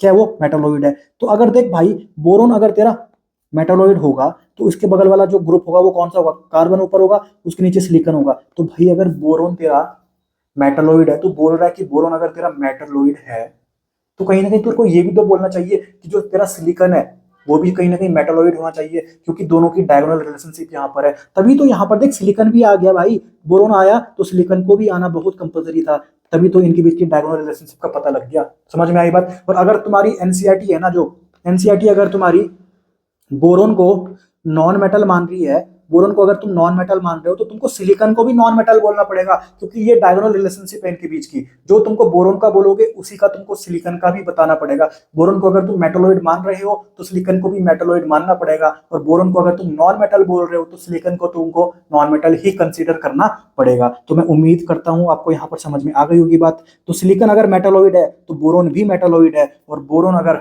नॉन मेटल है तो सिलिकॉन भी नॉन मेटल है, दोनों के बीच की रिलेशनशिप सेम होनी चाहिए। ऐसे नहीं कि बोरोन को तुम नॉन मेटल मान रहे हो और सिलिकॉन को तुम मेटलॉइड मान रहे हो, तो ऐसा मत करना, ठीक है। ये मैंने लिखा हुआ है, एनसीईआरटी बोरोन को नॉन मेटल मानती है, पर हम बोरोन को क्या मानेंगे सर, मेटलॉइड ही मानेंगे, क्योंकि बोरोन होता ही मेटलॉइड है यार। अब अपन आगे बढ़ते हैं, तो यहाँ पर जो मैंने आपको पढ़ाया वो सब यहाँ पर लिखा हुआ है, आपको इसको रीड करना है, आपको सब कुछ समझ में आ जाएगा। ये देख डायगोनल रिलेशनशिप, ये सब कुछ आपको समझ में आ जाएगा। एनसीईआरटी का वर्ल्ड टू वर्ल्ड यहाँ पर कवर कर चुके हैं अपन। ये देख जो 3 रीजन हमने दिए थे, size, large charge upon radius ratio, high electronegativity, वो बिल्कुल सब एनसीईआरटी का जो वर्ल्ड टू वर्ल्ड है बिल्कुल सिंप्लीफाइड लैंग्वेज में यहाँ पर अपन कवर कर रहे हैं। कोई भी चीज, हम कोई भी शब्द छोड़ नहीं रहे, ठीक है।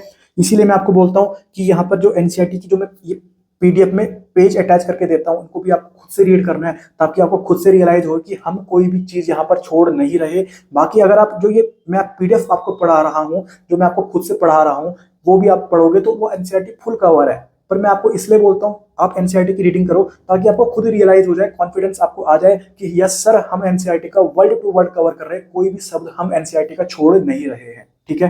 तो अब हम आगे बढ़ते हैं, हमने यहां तक एनसीईआरटी का कवर कर दिया। अब यहाँ पर जो ब्लू कलर से मैंने लाइन कर रखी है, उनके बारे में मैं आपको बिल्कुल सरल देसी भाषा में बताता हूँ कि ये क्या कहना चाह रही है एनसीईआरटी। अब देख, जो हमारा पीरियड सेकंड है, जिसमें lithium, beryllium, boron, carbon, nitrogen, oxygen, fluorine, ये जो एलिमेंट्स आते हैं, ये पीरियड सेकंड के ही तो है।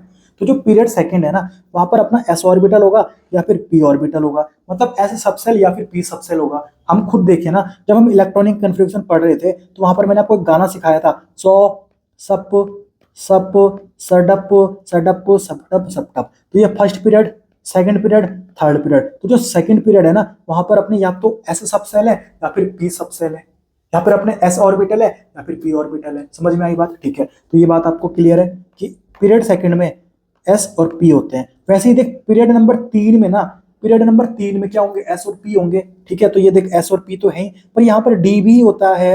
यहाँ पर हमने डी क्यों नहीं लिखा हुआ, क्योंकि डी में इलेक्ट्रॉन्स भरे नहीं जाते। थर्ड पीरियड में डी ऑर्बिटल भी होता है, डी सबसेल भी होता है, पर यहाँ पर डी में इलेक्ट्रॉन्स नहीं भरे जाते, नहीं फिल होते, ठीक है। यहाँ पर डी कितना होता है, 0 होता है। इसलिए अपन यहाँ पर इलेक्ट्रॉनिक कंस्ट्रक्शन का जो मैंने गाना आपको सुनाया था, तो वहां पर मैंने डी आपके लिए नहीं बताया था, पर जो थर्ड पीरियड होता है वहां पर डी ऑर्बिटल भी होता है, डी सबसेल भी होता है, वहां पर इलेक्ट्रॉन्स कितने होते हैं, 0 होते हैं पर, ठीक है। तो हमको ध्यान रखना है कि जो सेकंड पीरियड होता है उसमें एस और पी, और जो थर्ड पीरियड होता है उसमें एस पी डी तीनों है, ठीक है। अब ध्यान से देख, जैसे मैंने एक सेकंड पीरियड का एलिमेंट ले लिया बोरोन, बोरोन का एटॉमिक नंबर कितना है, 5 है। इलेक्ट्रॉनिक कन्फिग्रेशन लिख दूं क्या, लिख दो सर, लिख दी मैंने इलेक्ट्रॉनिक कन्फिग्रेशन, ठीक है। 1s2 2s2 2p1, आगे से 1 है, मतलब ये कौन सा सेल है सर, के सेल है। 2 लिखे हुए आगे से, मतलब ये अपने दोनों किस में आएंगे, एल सेल में आएंगे। तो वैलेंस सेल अपना कौन सा है, एल सेल अपना वैलेंस सेल है, ठीक है। वैलेंस सेल अपना कौन सा है, एल सेल अपना वैलेंस सेल है। समझ में आई बात, ठीक है। वैसे अगर मैं बात करूं एल्यूमिनियम की, एल्यूमिनियम मेरा कौन से पीरियड का एलिमेंट है सर, थर्ड पीरियड का एलिमेंट है, ठीक है। इसका एटॉमिक नंबर कितना होता है, 13 होता है सर, ठीक है। तो इसकी मैं इलेक्ट्रॉनिक कन्फिग्रेशन लिखूं तो मैंने लिख दिया 1s2 2s2 2p6 3s2 3p1, और डी भी लिख दिया मैंने, क्योंकि मुझे पता है थर्ड पीरियड में डी ऑर्बिटल भी होता है। वो अलग बात है कि यहाँ पर इलेक्ट्रॉन कितने होते हैं, 0 होते हैं, ठीक है। पर डी ऑर्बिटल भी होता है, डी सबसेल भी यहाँ पर होता है। समझ में आई बात, ठीक है। तो यहाँ पर देख, ये 1 लिखा हुआ था आगे, तो ये के सबसेल है। आगे से 2 लिखा हुआ था, ये कौन सा सबसेल होगा, कौन सा सबसेल नहीं सॉरी सेल होगा, तो ये के सेल है। आगे से 1 लिखा हुआ था, आगे 2 लिखा हुआ था, मतलब ये अपना कौन सा सेल है, एल सेल है। ये अपने कौन से सेल में आएंगे, एम सेल में आएंगे, और सबसे बाहर का सेल यही है, तो इसी को मैं बोल देता हूँ वैलेंस सेल, ठीक है। तो वैलेंस सेल में अपना एस भी आ गया, पी भी आ गया और डी भी आ गया, क्योंकि ये थर्ड पीरियड का एलिमेंट है एल्यूमिनियम। बात समझ में आ रही है। तो यहाँ पर जो मैंने आपको लिखा हुआ है कि पीरियड नंबर सेकंड का कोई अगर एलिमेंट होगा तो वहां पर एस और पी होंगे, और पीरियड नंबर 3 का कोई एलिमेंट होगा तो एस भी होगा, पी भी होगा, और वहां पर डी भी आ जाता है, ठीक है। अब ध्यान से देख, अब ध्यान से देख, तो एनसीईआरटी में यहाँ पर अपना यही लिखा हुआ है सब, ठीक है। यही सब यहाँ पर लिखा हुआ है। अब ध्यान से देखो, तो यहाँ पर अगर तुमसे कोई पूछे कि वैलेंस ऑर्बिटल कितने होंगे, वैलेंस ऑर्बिटल सेकंड पीरियड में कितने होंगे, कोई अगर सेकंड पीरियड का एलिमेंट है उसमें वैलेंस ऑर्बिटल कितने होंगे, ठीक है। तो हमको पता है वैलेंस सेल के बारे में पता है, वैलेंस सेल यहाँ पर कौन है सर, एल है।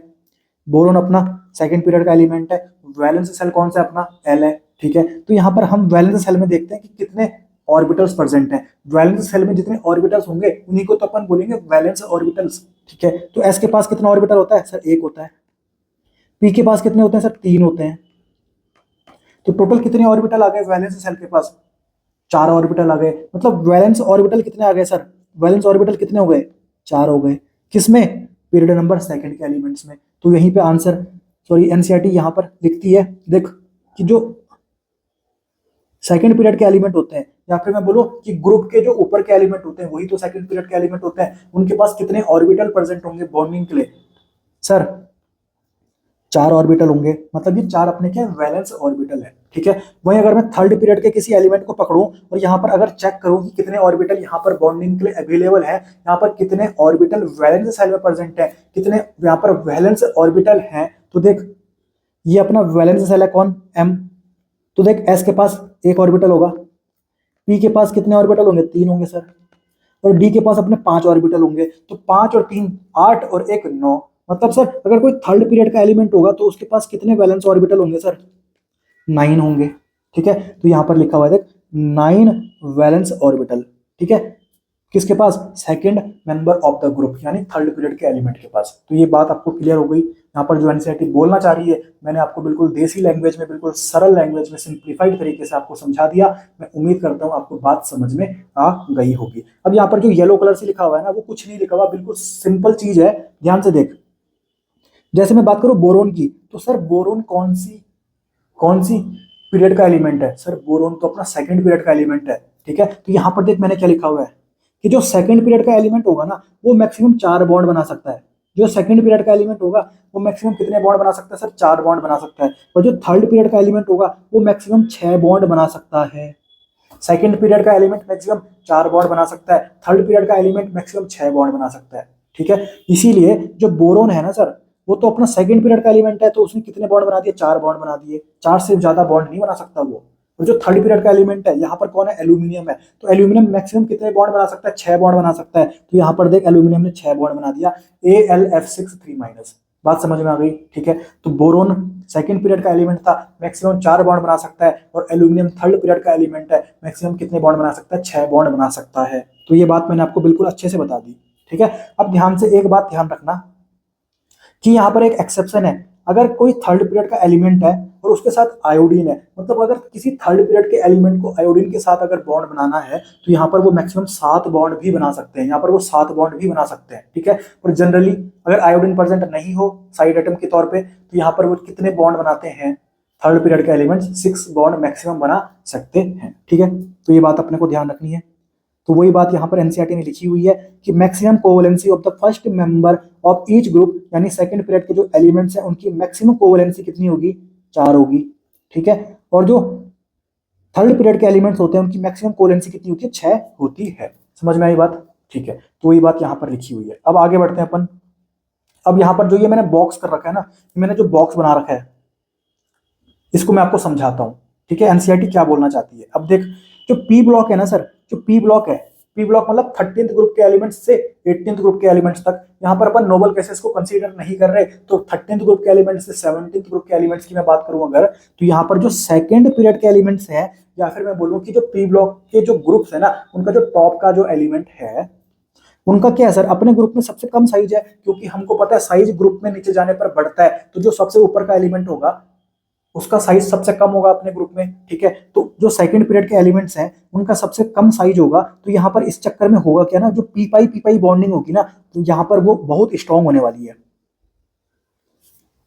जो पी पाई बॉन्डिंग होगी वहां पर क्या होगी, बहुत स्ट्रांग होगी, क्योंकि इनका साइज क्या सर, बहुत छोटा है, ठीक है। तो यहाँ पर पी पाई बॉन्डिंग क्या होगी, बहुत स्ट्रांग होगी। अब यहाँ पर पी पाई बॉन्डिंग स्ट्रांग हो गई, इस चक्कर में ये क्या बना सकते हैं, मल्टीपल बॉन्ड भी बना सकते हैं। जैसे कार्बन हो गया अपना, कार्बन अपना सेकंड पीरियड का एलिमेंट है, पी ब्लॉक का भी है, और अपने ग्रुप के सबसे ऊपर का एलिमेंट है। तो यहाँ पर क्या होगा, इसका साइज सबसे छोटा है अपने ग्रुप में, तो इसने क्या किया, यहाँ पर स्ट्रॉन्ग पी पाई बॉन्डिंग करी, और ये मल्टीपल बॉन्ड भी बना सकता है। सिंगल बॉन्ड तो बनाता ही है, डबल बॉन्ड भी बना सकता है, ट्रिपल बॉन्ड भी बना सकता है। Similarly nitrogen N double bond N भी बना सकता है, और एन ट्रिपल बॉन्ड एन भी बना सकता है।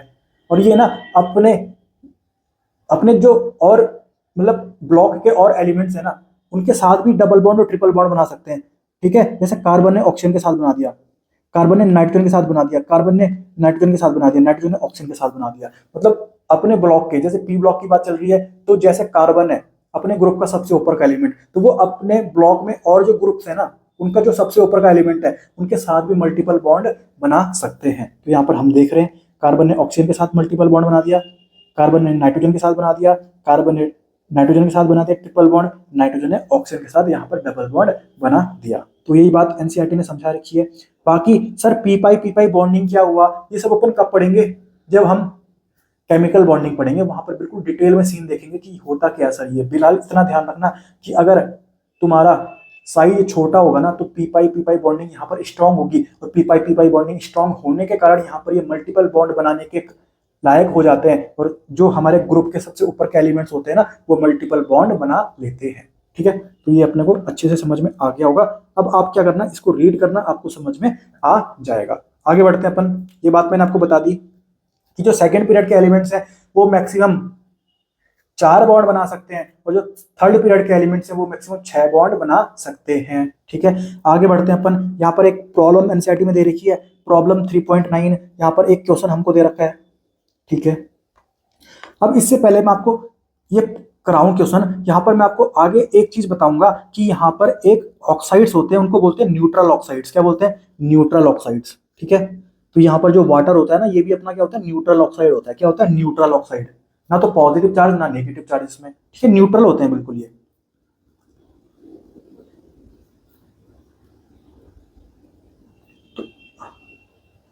कहाँ गया कहाँ गया? ठीक है, तो यहाँ पर देख, जो एल्यूमिनियम है ना, एल्यूमिनियम का हमको क्या निकालना है? एक तो ऑक्सीडेशन स्टेट निकालना है और एक चीज इसकी कोवैलेंसी निकालनी है। सर कोवैलेंसी क्या हुआ? कोवैलेंसी होता है कि कितने कोवैलेंट बॉन्ड बना सकता है एल्यूमिनियम, कितने यहाँ पर बॉन्ड बना सकता है। अरे कॉमन सेंस की बात है यार, एल्यूमिनियम कौन से पीरियड का एलिमेंट है? सर थर्ड पीरियड का एलिमेंट है, तो मैक्सिमम कितने बॉन्ड बना सकता है? सर 6 बॉन्ड बना सकता है एल्यूमिनियम, तो 6 बॉन्ड ही बनाएगा। ठीक है, तो यहाँ पर दिख भी रहा है अपने को, एक उसने क्लोरीन के साथ बना दिया और 5 उसने वाटर के साथ बना दिया। समझ में आई बात? तो कोवैलेंसी तो कितनी आएगी एल्यूमिनियम की? यहाँ पर 6 आएगी, तो ये मैंने लिख दिया कोवैलेंसी तो कितनी आएगी? 6 आएगी। और ऑक्सीडेशन स्टेट हम कैसे निकालते हैं? हमने ऑलरेडी निकाल के देखा भी तो है। जैसे एल्यूमिनियम का ऑक्सीडेशन स्टेट निकालना है तो मैंने एल्यूमिनियम को एक्स मान रहा हूँ। ठीक है, एक्स। क्लोरीन के खोपड़ी में कौन सा चार्ज होता है? सर क्लोरीन अपना हेलोजन है, तो हेलोजन की खोपड़ी में तो -1 होता है, तो x -1 कर दिया मैंने। फिर आया अपना वाटर, सर वाटर तो अपना न्यूट्रल होता है, तो प्लस मैंने 0 कर दिया। इक्वल टू मैं हमेशा कितना करता था? 0 करता था, क्योंकि वो अपने न्यूट्रल होते थे। पर यहाँ पर देख ऊपर चार्ज है ना, इसलिए इक्वल टू के उधर मुझे +2 करना पड़ेगा। अब इसको सॉल्व कर, तो x इक्वल टू कितना आ जाएगा? +3 आ जाएगा। मतलब +3 ऑक्सीडेशन स्टेट होगी यहाँ पर किसकी? एल्यूमिनियम की। तो आंसर कितना आ जाएगा? ऑक्सीडेशन स्टेट का +3 और कोवैलेंसी का कितना आएगा? 6 आ जाएगा। ठीक है, समझ में आई बात? कोवैलेंसी का मतलब होता ही है कि कितने कोवैलेंट बॉन्ड बना सकता है। थर्ड पीरियड का एलिमेंट है एल्यूमिनियम, तो ऑब्वियसली बात है 6 बॉन्ड बना सकता है कि नहीं बना सकता। एक इसने क्लोरीन के साथ बना दिया और 5 इसने वाटर के साथ बना दिया। समझ में आई बात? तो ये क्वेश्चन आपको आसानी से सॉल्व कर सकते हो ऐसे क्वेश्चन आप। अब आगे बढ़ते हैं अपन। अब पढ़ते हैं अपन periodic trends and chemical reactivity. Chemical reactivity की बात करते हैं। ठीक है, तो ये अपना ग्रुप नंबर 1 है लेफ्ट में, ये अपना ग्रुप नंबर 17 है। बात समझ में आ गई? ग्रुप नंबर 1 में कौन आते हैं? Lithium, sodium, potassium, rubidium, caesium, लीना की रब से। ठीक है, और 17 ग्रुप में कौन आते हैं? फिर कल बाहर आई अंटी। समझ में आई? ये बात हमको पता है कि जो फर्स्ट ग्रुप के एलिमेंट्स होते हैं उनको अपन एल्काली मेटल्स बोलते हैं, मतलब ये अपने मेटल्स हैं। ठीक है, और मेटल्स की बात जब बात आएगी ना, तो मेटल्स का मतलब ही तुम ऐसे समझना, मेटल्स मतलब जो आसानी से इलेक्ट्रॉन दे सकते हैं, जो आसानी से इलेक्ट्रॉन लूज कर सकते हैं, दे सकते हैं। ठीक है, तो मेटल्स कौन होते हैं? जो आसानी से इलेक्ट्रॉन लूज कर सकते हैं। और नॉन मेटल्स कौन होते हैं सर? जो आसानी से इलेक्ट्रॉन ले लें, जो आसानी से इलेक्ट्रॉन ले लें, जो एक्सेप्ट कर लें इलेक्ट्रॉन्स, वो क्या होते हैं? अपने नॉन मेटल्स होते हैं। तो जो 17th ग्रुप के जो एलिमेंट्स होते हैं ना सर, वो हमारे क्या होते हैं? नॉन मेटल्स होते हैं। ठीक है, मेटल्स मतलब जो आसानी से इलेक्ट्रॉन दे दे, नॉन मेटल्स मतलब जो आसानी से इलेक्ट्रॉन ले ले। इतनी बात क्लियर है? ठीक है, अब ध्यान से देख, तुमको बस इतना ध्यान रखना है कि जब रिएक्टिविटी ऑफ मेटल्स की बात करोगे ना, अगर कोई क्वेश्चन तुम्हारे पास आएगा कि रिएक्टिविटी ऑफ मेटल्स को कंपेयर करो, किसकी ज्यादा किसकी कम, तो तुम बस जो साइज का आंसर आएगा ना वही आंसर तुम रिएक्टिविटी ऑफ मेटल्स का कर देना। मतलब जिसका साइज ज्यादा वो कहीं ना कहीं रिएक्टिविटी उस मेटल की ज्यादा, जिसका साइज कम रिएक्टिविटी उस मेटल की कम। ठीक है, तो यहां पर मैंने लिख दिया reactivity of metal is directly proportional to size. ठीक है, तो हमको पता है पीरियड में लेफ्ट से राइट जाने पर साइज क्या होता है सर? घटता है, तो रिएक्टिविटी ऑफ मेटल्स क्या होगी? घटेगी। सर ग्रुप में ऊपर से नीचे जाने पर साइज क्या होता है, बढ़ता है तो मेटल्स की रिएक्टिविटी भी बढ़ेगी। बात क्लियर है, समझ में आ गई बात, ठीक है, कोई दिक्कत नहीं है। पर जब बात आएगी sir reactivity of non metals की, तो कॉमन सेंस की बात है ना, रिएक्टिविटी ऑफ जब मेटल्स की बात कर रहे हैं तो साइज की डायरेक्टली प्रोपोर्शनल है, तो जब रिएक्टिविटी ऑफ नॉन मेटल्स की बात करोगे तो साइज के इनवर्सली प्रोपोर्शनल होगा कि नहीं होगा, मतलब साइज का जो आंसर आएगा उसको अपोज कर देना है, उसको अपोजिट कर देना है, तो रिएक्टिविटी ऑफ नॉन मेटल्स तुम्हारी आ जाएगी। कोई दिक्कत यहाँ पर नहीं होने वाली। अगर टॉप से बॉटम जाने पर साइज तुम्हारा बढ़ रहा है ना, तो रिएक्टिविटी ऑफ नॉन मेटल्स क्या होगी, घटेगी। ठीक है, ये तो तुम आसानी से कर सकते हो, इसमें कोई लॉजिक, कोई बड़ा रॉकेट साइंस नहीं है। तो यहाँ पर तुम रिएक्टिविटी ऑफ मेटल्स और रिएक्टिविटी ऑफ नॉन मेटल्स को भी अरेंज कर सकते हो कि किसका ज्यादा किसका कम, साइज से तुमको यहाँ पर कंपेयर करना है। अगर मेटल्स की रिएक्टिविटी की बात आएगी तो डायरेक्टली प्रोपोर्शनल टू साइज, और नॉन मेटल्स की रिएक्टिविटी की बात आएगी तो इनवर्सली प्रोपोर्शनल टू साइज। ठीक है, अब आता है बहुत इंपॉर्टेंट टॉपिक, जहां से नीट में मतलब हर 1-2 साल छोड़ के क्वेश्चन आ ही जाता है, हर 1-2 साल छोड़ के क्वेश्चन पूछ लिया जाता है। यहाँ पर हम बात करने वाले 4 टाइप के ऑक्साइड की, 4 टाइप के ऑक्साइड की बात करेंगे। सबसे पहले लेते हैं अपन एसिडिक ऑक्साइड। किसकी बात करते हैं सर, एसिडिक ऑक्साइड की। ठीक है, तो देख हमने थोड़ी देर पहले देखा था कि जो मेटल्स होते हैं ना, मेटल्स के ऑक्साइड क्या होते हैं, बेसिक होते हैं, और नॉन मेटल्स के ऑक्साइड क्या होते हैं, एसिडिक होते हैं। थोड़ी देर पहले देखा था हमने, जब लिटमस टेस्ट के बारे में बात करी थी कि red litmus blue, blue litmus red, वहां पर हमने बात करी थी ना। तो वही बात है यहाँ पर कि जो नॉन मेटल्स होते हैं उनके जो ऑक्साइड्स होंगे वही तो अपने एसिडिक ऑक्साइड्स होंगे। हमने थोड़ी देर पहले देखा था कि जो नॉन मेटल्स होते हैं उनके जो ऑक्साइड्स होते हैं वो अपने एसिडिक ऑक्साइड्स होते हैं। तो ये मैंने लिख दिया, नॉन मेटल्स के जो ऑक्साइड होंगे वो अपने क्या होंगे, एसिडिक होंगे, वही अपने एसिडिक ऑक्साइड्स होंगे। तो यहाँ पर ये एसिडिक लिखा हुआ है, तो कॉमन सेंस की बात है कि यहाँ पर रेड लिटमस ब्लू आएगा कि ब्लू लिटमस रेड आएगा। सर एसिडिक मतलब खतरनाक चीज है, मतलब यहाँ पर सर ब्लू लिटमस रेड आने वाला है। बात क्लियर है, ठीक है। अब यहाँ पर तुम इसको एसिडिक क्यों बोल रहे हो, क्योंकि हुआ क्या ना, मैंने किसी नॉन मेटल को पकड़ा, मान ले मैंने क्लोरीन को पकड़ा, क्लोरीन अपना नॉन मेटल्स का था, क्योंकि वो अपना 17th ग्रुप में आता है, 17th ग्रुप में नॉन मेटल्स ही तो होते हैं। तो यहाँ पर अगर मैं किसी नॉन मेटल को पकड़ूं, जैसे मैंने क्लोरीन को पकड़ लिया और इसकी रिएक्शन अगर मैं ऑक्सीजन के साथ करा दूं ना, तो जो मेरा आंसर आया Cl2O7, सर ये अपना एसिडिक ऑक्साइड है। सर ये अपना क्या है, एसिडिक ऑक्साइड है। क्या अपना ये एसिडिक ऑक्साइड है। इससे मुझे पता लग गया कि जो नॉन मेटल्स होते हैं वो क्या होते हैं सर, उनके जो ऑक्साइड्स होते हैं वो क्या होते हैं, एसिडिक होते हैं। तो जब बात आएगी एसिडिक ऑक्साइड की, तो तुम बस इतना सा ध्यान रखना, नॉन मेटल्स के ऑक्साइड क्या होंगे, अपने एसिडिक ऑक्साइड होंगे। ठीक है, अब हम बात करते हैं अगले ऑक्साइड की, वो आता है अपना बेसिक ऑक्साइड्स। ठीक है, तो क्लियर है, ऑलरेडी हम पढ़ चुके हैं मेटल्स के ऑक्साइड क्या होते हैं, जनरली बेसिक होते हैं। मेटल्स के ऑक्साइड क्या होते हैं, बेसिक होते हैं। तो मैंने लिख दिया मेटल्स के ऑक्साइड क्या होते हैं, बेसिक होते हैं। बेसिक का दूसरा नाम एल्काली। तभी तो मैं फर्स्ट ग्रुप और सेकंड ग्रुप के जो एलिमेंट्स होते हैं वो मेटल्स होते हैं, इसलिए उनको अपन बोलते हैं एल्कली मेटल्स या फिर एल्कलाइन अर्थ मेटल्स। एल्कली का मतलब होता है बेस। ठीक है, तो ध्यान रखना मेटल्स के जो ऑक्साइड होंगे वो क्या होंगे सर, बेसिक ऑक्साइड होंगे। क्या होंगे, बेसिक ऑक्साइड होंगे। ठीक है, एग्जांपल देख, कोई मेटल था, सोडियम ले लिया मैंने, उसको अगर ऑक्सीजन के साथ रिएक्ट कराया, ठीक है, तो यहाँ पर जो आंसर आया वो क्या आया सर, बेसिक ऑक्साइड आया। इससे हमें पता लग गया कि जो मेटल्स होते हैं ना उनके जो ऑक्साइड होते हैं वो क्या होते हैं, अपने बेसिक होते हैं। तो ये बात क्लियर हो गई। ठीक है, तो मेटल्स के ऑक्साइड क्या होंगे, बेसिक होंगे, और नॉन मेटल्स के ऑक्साइड क्या होंगे, एसिडिक होंगे। तो एसिडिक ऑक्साइड्स की बात खत्म, बेसिक ऑक्साइड्स की बात खत्म। इतना आपको कोई दिक्कत यहां तक नहीं होनी चाहिए। अब आती है बात न्यूट्रल ऑक्साइड की। न्यूट्रल ऑक्साइड मतलब ना तो ये अपने एसिडिक है और ना ही ये अपने बेसिक है, मतलब ना ये एसिड के साथ रिएक्ट करते, ना ये बेस के साथ रिएक्ट करते, ना ही ये एसिडिक है ना ही ये बेसिक है। ये क्या है सर, न्यूट्रल ऑक्साइड्स हैं।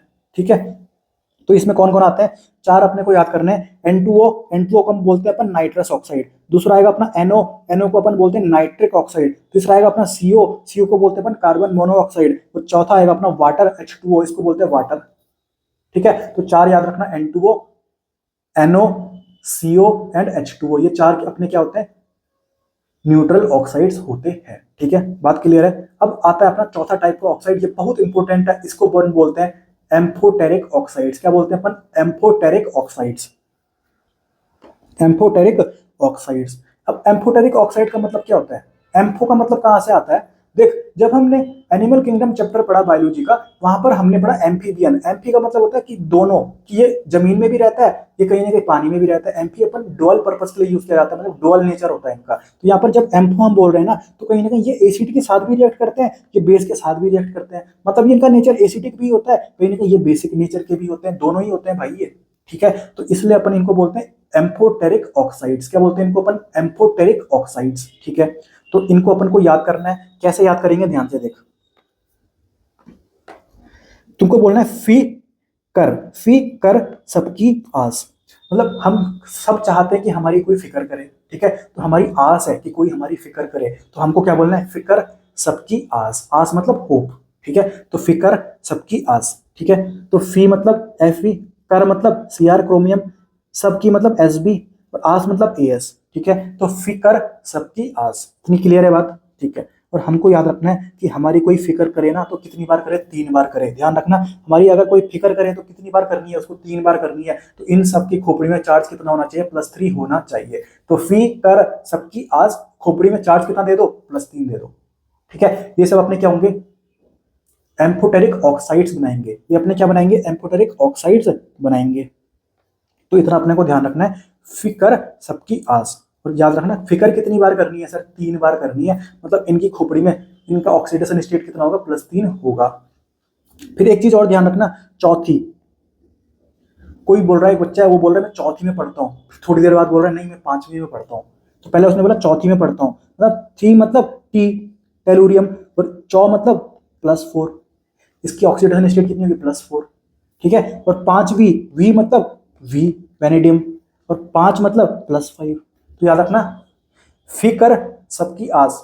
यहां पर हमको बोलना है कि 3 बार फिक्र करो हमारी, तो खोपड़ी में +3 लगाना है। चौथी मतलब टी की खोपड़ी में +4, 5वीं मतलब वी की खोपड़ी में +5। तो इसको तुमको ऐसी तरीके से याद करना है। मतलब अगर तुमको Fe+3 कहीं दिख गया, तुमको कहीं Cr+3 दिख गया, तुमको कहीं Sb+3 दिख गया, तुमको As+3 दिख गया, तुमको Te+4 दिख गया, तुमको V+5 दिख गया, तो इनके जो भी ऑक्साइड तुमको कहीं भी दिख जाए ना, तुम बोल देना कि ये अपने एम्फोटेरिक ऑक्साइड्स होते हैं। इनके कहीं भी ऑक्साइड्स तुमको दिख जाए, इन्हीं ऑक्सीडेशन स्टेट के होने चाहिए, तो तुम बोल देना कि ये अपने एम्फोटेरिक ऑक्साइड्स होते हैं। एग्जाम्पल के तौर पे मैं आपको बताता हूँ, जैसे Fe2O3 है, तो इसमें Fe का मैं ऑक्सीडेशन निकाल के दिखाता हूँ। तो 2x, Fe का निकालना है तो x मानूंगा Fe का, तो 2 है ना Fe, तो 2x लिखना पड़ेगा मुझे। तो मैंने लिखा 2x, ठीक है। और एक ऑक्सीजन कितना होता है? -2 होता है, मेरे को पता है। तो 3 ऑक्सीजन है तो कितना हो जाएगा? -6 हो जाएगा, इजिकल टू 0। तो क्या हो जाएगा? 2x is equal to 6। तो x इजिकल टू कितना आ जाएगा? +3। तो देख Fe +3 की स्टेट में, सर Fe +3 की स्टेट में कैसा ऑक्साइड फॉर्म करता है? सर एम्फोटेरिक ऑक्साइड फॉर्म करता है। तो ये कहीं ना कहीं अपना एम्फोटेरिक ऑक्साइड हो जाएगा। ऐसे तुम किसी के लिए भी टेस्ट कर सकते हो। यहाँ पर जैसे देख मैं इसके लिए टेस्ट कर रहा हूँ, TeO2। तो यहाँ पर मुझे टी का क्या निकालना है? टी का क्या निकालना है? ऑक्सीडेशन नंबर निकालना है, मतलब ऑक्सीडेशन स्टेट निकालनी है। इसको मैं x मान रहा हूँ, तो x माइनस एक ऑक्सीजन कितना होता है? -2, तो 2 ऑक्सीजन है तो -4 कर रहा हूँ, इजिकल टू 0। तो x इजिकल टू कितना आ गया? +4 आ गया। मतलब टी अपने +4 स्टेट में किसकी तरह बिहेव करेगा सर?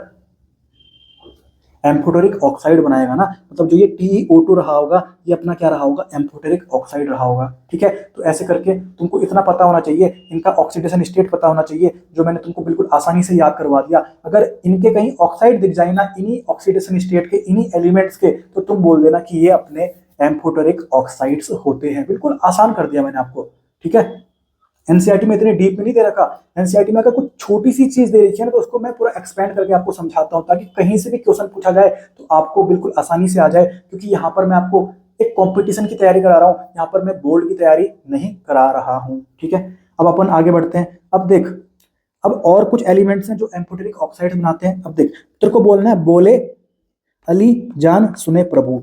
बोले अली जान सुने प्रभु, बोले का मतलब बोरोन नहीं है, बोले का मतलब है बरीलियम। ध्यान रखना, बोले का मतलब बोरोन नहीं है, बोले का मतलब है बरीलियम, ठीक है। तो बोले अली का मतलब एल्यूमिनियम, जान का मतलब जिंक, सुने का मतलब Sn टिन, और Pb प्रभु का मतलब, ठीक है। तो यहाँ पर एक और याद रखना अपने, कूद जा, तो कैडमियम और ये गैलियम Ga, ठीक है। तो ये सब अपने कैसे ऑक्साइड्स बनाते हैं?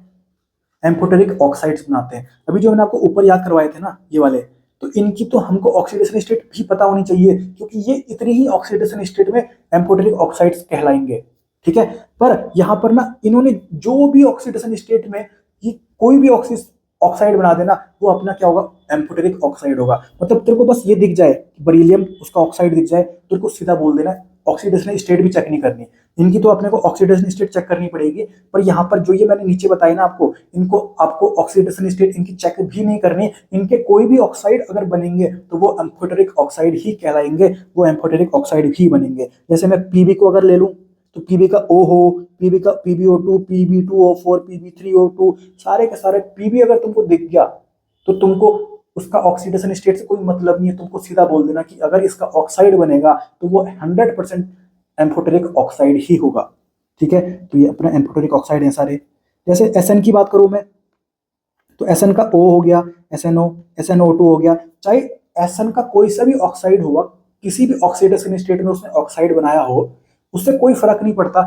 Sn तुमको दिख गया, तुमने बोलना है कि जो इसका ऑक्साइड बनेगा वो अपना एम्फोटेरिक ऑक्साइड ही होगा 100%। ठीक है, तो बिल्कुल आसानी से तुम यहाँ पर एम्फोटेरिक ऑक्साइड तुमको अच्छे लेवल पे समझ में आ गए। कहीं भी तुम्हारे किसी भी पेपर में क्वेश्चन आ जाएगा एम्फोटेरिक ऑक्साइड से, तो इतना तुमने जो पढ़ लिया ना ये मोर देन सफिशिएंट है भाई। एनसीईआरटी में इतना थोड़ी दे रखा है, एनसीईआरटी तुम पढ़ोगे तो उसमें ज्यादा कुछ नहीं दे रखा, पर यहाँ पर मैं कॉम्पिटिटिव लेवल पे आपको पढ़ा रहा हूँ। आपको चाहे जेईई मेंस में भी यहाँ से क्वेश्चन आएगा ना तो वो बिल्कुल यहाँ पर चंद सेकंडों में आपका आराम से सॉल्व हो सकता है। ठीक है, तो यहाँ पर हमने 4 तरीके के ऑक्साइड पढ़ लिए। सबसे पहले हमने देखा एसिडिक ऑक्साइड, फिर देखा बेसिक ऑक्साइड, फिर देखा न्यूट्रल ऑक्साइड, फिर देखा अपने एम्फोटेरिक ऑक्साइड। एम्फोटेरिक ऑक्साइड तुमको अच्छे से याद होने चाहिए क्योंकि क्वेश्चन यहाँ से पूछ लिया जाता है। हालांकि अगर तुम पिछले 2-3 साल के पेपर देखोगे ना तो यहाँ से तुमको क्वेश्चन दिख जाएगा यार, हर 1-2 साल छोड़ के क्वेश्चन यहाँ से पूछा जाता है। ठीक है, अब यहाँ पर देख मैंने क्या पढ़ाया था आपको, जब मैं आपको पढ़ा रहा था बेसिक ऑक्साइड्स, मैंने आपको क्या बोला कि जो मेटल्स होंगे ना सर, जो मेटल्स होंगे, मेटल्स के जो ऑक्साइड होंगे वो क्या होंगे सर, अपने बेसिक ऑक्साइड्स होंगे। बोला मैंने आपको अभी, जो मेटल्स होंगे, मेटल्स के जो ऑक्साइड होंगे वो क्या होंगे, अपने बेसिक ऑक्साइड्स होंगे। पर यहाँ पर देखिए बात बिल्कुल सही नहीं है यार। अभी देख यहाँ पर मैं आपको पूरा कंसेप्ट क्लियर कराता हूँ। जो मेटल्स होते हैं ना, अगर मैं बोलूँ कि मेटल्स जो होते हैं उसके जो ऑक्साइड्स होते हैं वो बेसिक है, तो ये लाइन बिल्कुल गलत है यार। मेरे को क्या बोलना चाहिए, जो मेटल्स होते हैं ना उसके जो ऑक्साइड्स होते हैं वो जनरली बेसिक होते हैं। यहाँ पर जनरली शब्द हमको यूज करना पड़ेगा, मतलब सारे नहीं होते, मतलब generally most of the oxides जो होते हैं मेटल्स के वो क्या होते हैं, अपने बेसिक होते हैं। तो यहाँ पर जनरली शब्द हमको बोलना पड़ेगा। तो याद रखना मेटल्स के जो ऑक्साइड्स होते हैं वो जनरली क्या होते हैं, बेसिक ऑक्साइड्स होते हैं। अब हमको पता कैसे लगेगा कि मेटल्स के कौन से ऑक्साइड बेसिक है, कौन से एम्फोटेरिक है, कौन से एसिडिक है। तो ध्यान रखना, अगर कोई मेटल है और उनका ऑक्सीडेशन स्टेट कितना आ रहा है, +1 आ रहा हो, +2 आ रहा हो या +3 आ रहा हो, तो बोल देना कि वो जो ऑक्साइड्स होंगे ना मेटल के वो क्या होंगे, बेसिक ऑक्साइड्स होंगे। क्या होंगे, बेसिक ऑक्साइड्स। जैसे Li2O, MgO, CaO, ये याद थोड़ी करने, ये तो यहाँ पर मैं ऑक्सीडेशन स्टेट इनका निकालता हूँ। जैसे Mg है तो Mg को मैं x मान रहा हूँ, ऑक्सीजन का मुझे पता है -2 होगा, तो =0, x = कितना आ गया, +2, तो मैग्नीशियम +2 का है। ठीक है, तो ये +2 दिख रहा है, तो +2 का जो ऑक्साइड होगा मेटल का, मैग्नीशियम मेटल है ना, तो ऑब्वियस सी बात है बेसिक ऑक्साइड होगा कि नहीं होगा, होगा। मैं उम्मीद करता हूँ आपको समझ में आ गया होगा। जैसे इसकी बात करें तो यहाँ पर मुझे लिथियम का अगर ऑक्सीडेशन स्टेट निकालना है, हमको तो पता ही है यार लिथियम का कितना होता है, फर्स्ट ग्रुप का एलिमेंट है तो +1 ही होगा हमेशा।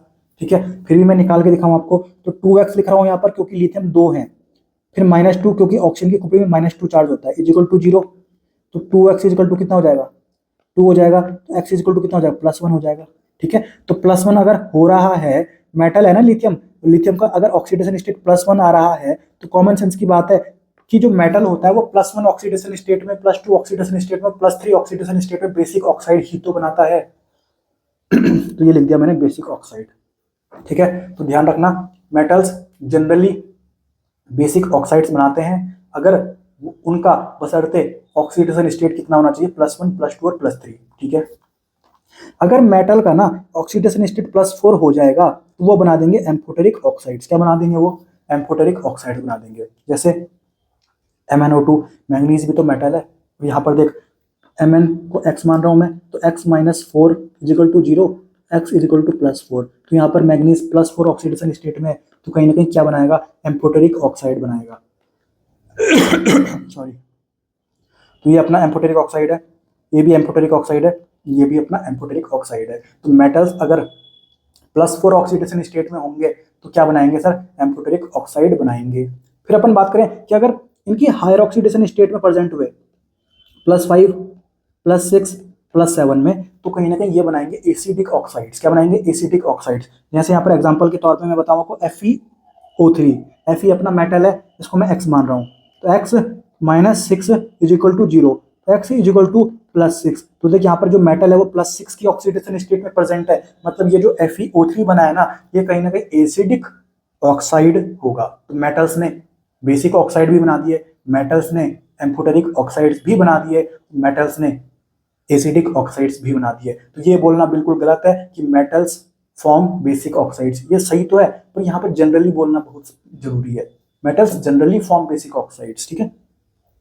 तो यहां से तुमको एक चीज दिख रही है क्या? जैसे जैसे तुम्हारा मेटल का ऑक्सीडेशन स्टेट बढ़ रहा है ना, +1 से लेकर +7 तक, जैसे जैसे मेटल्स का ऑक्सीडेशन स्टेट बढ़ रहा है, पहले पहले वो क्या थे सर? बेसिक थे, फिर वो एम्फोटेरिक हुए सर, फिर वो क्या हो गए सर? एसिडिक हो गए। तो उनकी एसिडिक स्ट्रेंथ भी क्या हो रही है? बढ़ती जा रही है सर।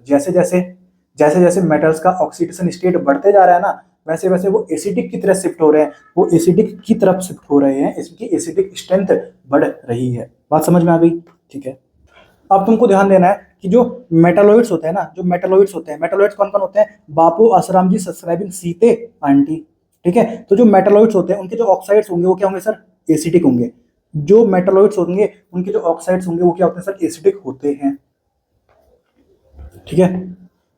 अब जब मैं बोल रहा हूं ना कि मेटल्स के ऑक्साइड सर बेसिक भी हो सकते हैं, एम्फोटेरिक भी हो सकते हैं, एसिडिक भी हो सकते हैं, सर मेटालॉइड्स के ऑक्साइड एसिडिक होंगे, ये सब जो बातें कर रहा हूं ना मैं, पर हमेशा ध्यान दे लेना कि जो एम्फोटेरिक ऑक्साइड्स हैं उनको आपको याद होने चाहिए। जो एम्फोटेरिक ऑक्साइड्स हैं, ये तो मैंने आपको पढ़ा दिया कि कैसे आपको याद करने हैं, तो पहले देख लेना कि कहीं वो अपने एम्फोटेरिक ऑक्साइड्स तो नहीं है, कहीं वो अपने एम्फोटेरिक ऑक्साइड्स तो नहीं है। तो सबसे पहले देख लेना कि कहीं वो अपने एम्फोटेरिक ऑक्साइड्स तो नहीं है। अब देख, मेटालॉइड्स के जो ऑक्साइड्स होते हैं वो क्या होते हैं सर? एसिडिक होते हैं, ये अपने को ध्यान रखना है, ठीक है। मेटालॉइड्स कौन कौन होते हैं? बापू, आसाराम जी, सब्सक्राइबिंग, सीते, आंटी। अब ये जो सी है ना, ये ध्यान रखना, कभी कभी हमको ऐसी लगने लग जाता है, तो ये ऐसी नहीं है, ये SI है, सिलिकॉन है भाई। वो जो मेटालॉइड है वो SI है, SE नहीं है, ठीक है। तो ध्यान रखना, ये अपना SE नहीं है, क्या होता है? SI होता है। अब ध्यान से देखो, मैंने आपको बताया था कि जो एनसीईआरटी है ना, वो बोरोन को मेटलॉइड नहीं मानती, एनसीईआरटी बोरोन को मेटलॉइड नहीं मानती, वो बोरोन को क्या मानती है? नॉन मेटल मानती है। तो अगर मैं बोरोन को यहाँ मेटलॉइड की लिस्ट से हटा दूं, तो तेरे को सिलिकॉन को भी हटाना पड़ेगा भाई, क्योंकि अभी थोड़ी देर पहले मैंने बता दिया कि जो बोरोन है और सिलिकॉन है वो डायगोनल रिलेशनशिप शो करते हैं। अगर बोरोन को नॉन मेटल मानूंगा तो सिलिकॉन को भी नॉन मेटल मानना पड़ेगा। बात क्लियर है? समझ में आ गई? अब यहाँ पर AIPMT 2005 में क्या क्वेश्चन पूछा गया? Which of the following is most basic. यहाँ पर 4 ऑप्शन दे रखे हैं अपने को, सब ऑक्साइड्स है, ठीक है। तो यहाँ पर देखना कि इनमें से कौन सा अपना बेसिक ऑक्साइड है। तो देख, Al2O3 और Sb2O3, ये मैंने आपको कहाँ पढ़ाए थे? ध्यान से देख, एल्यूमिनियम के ऑक्साइड्स क्या होते हैं? सारे एम्फोटेरिक होते हैं। दूसरा क्या था? Sb था ना।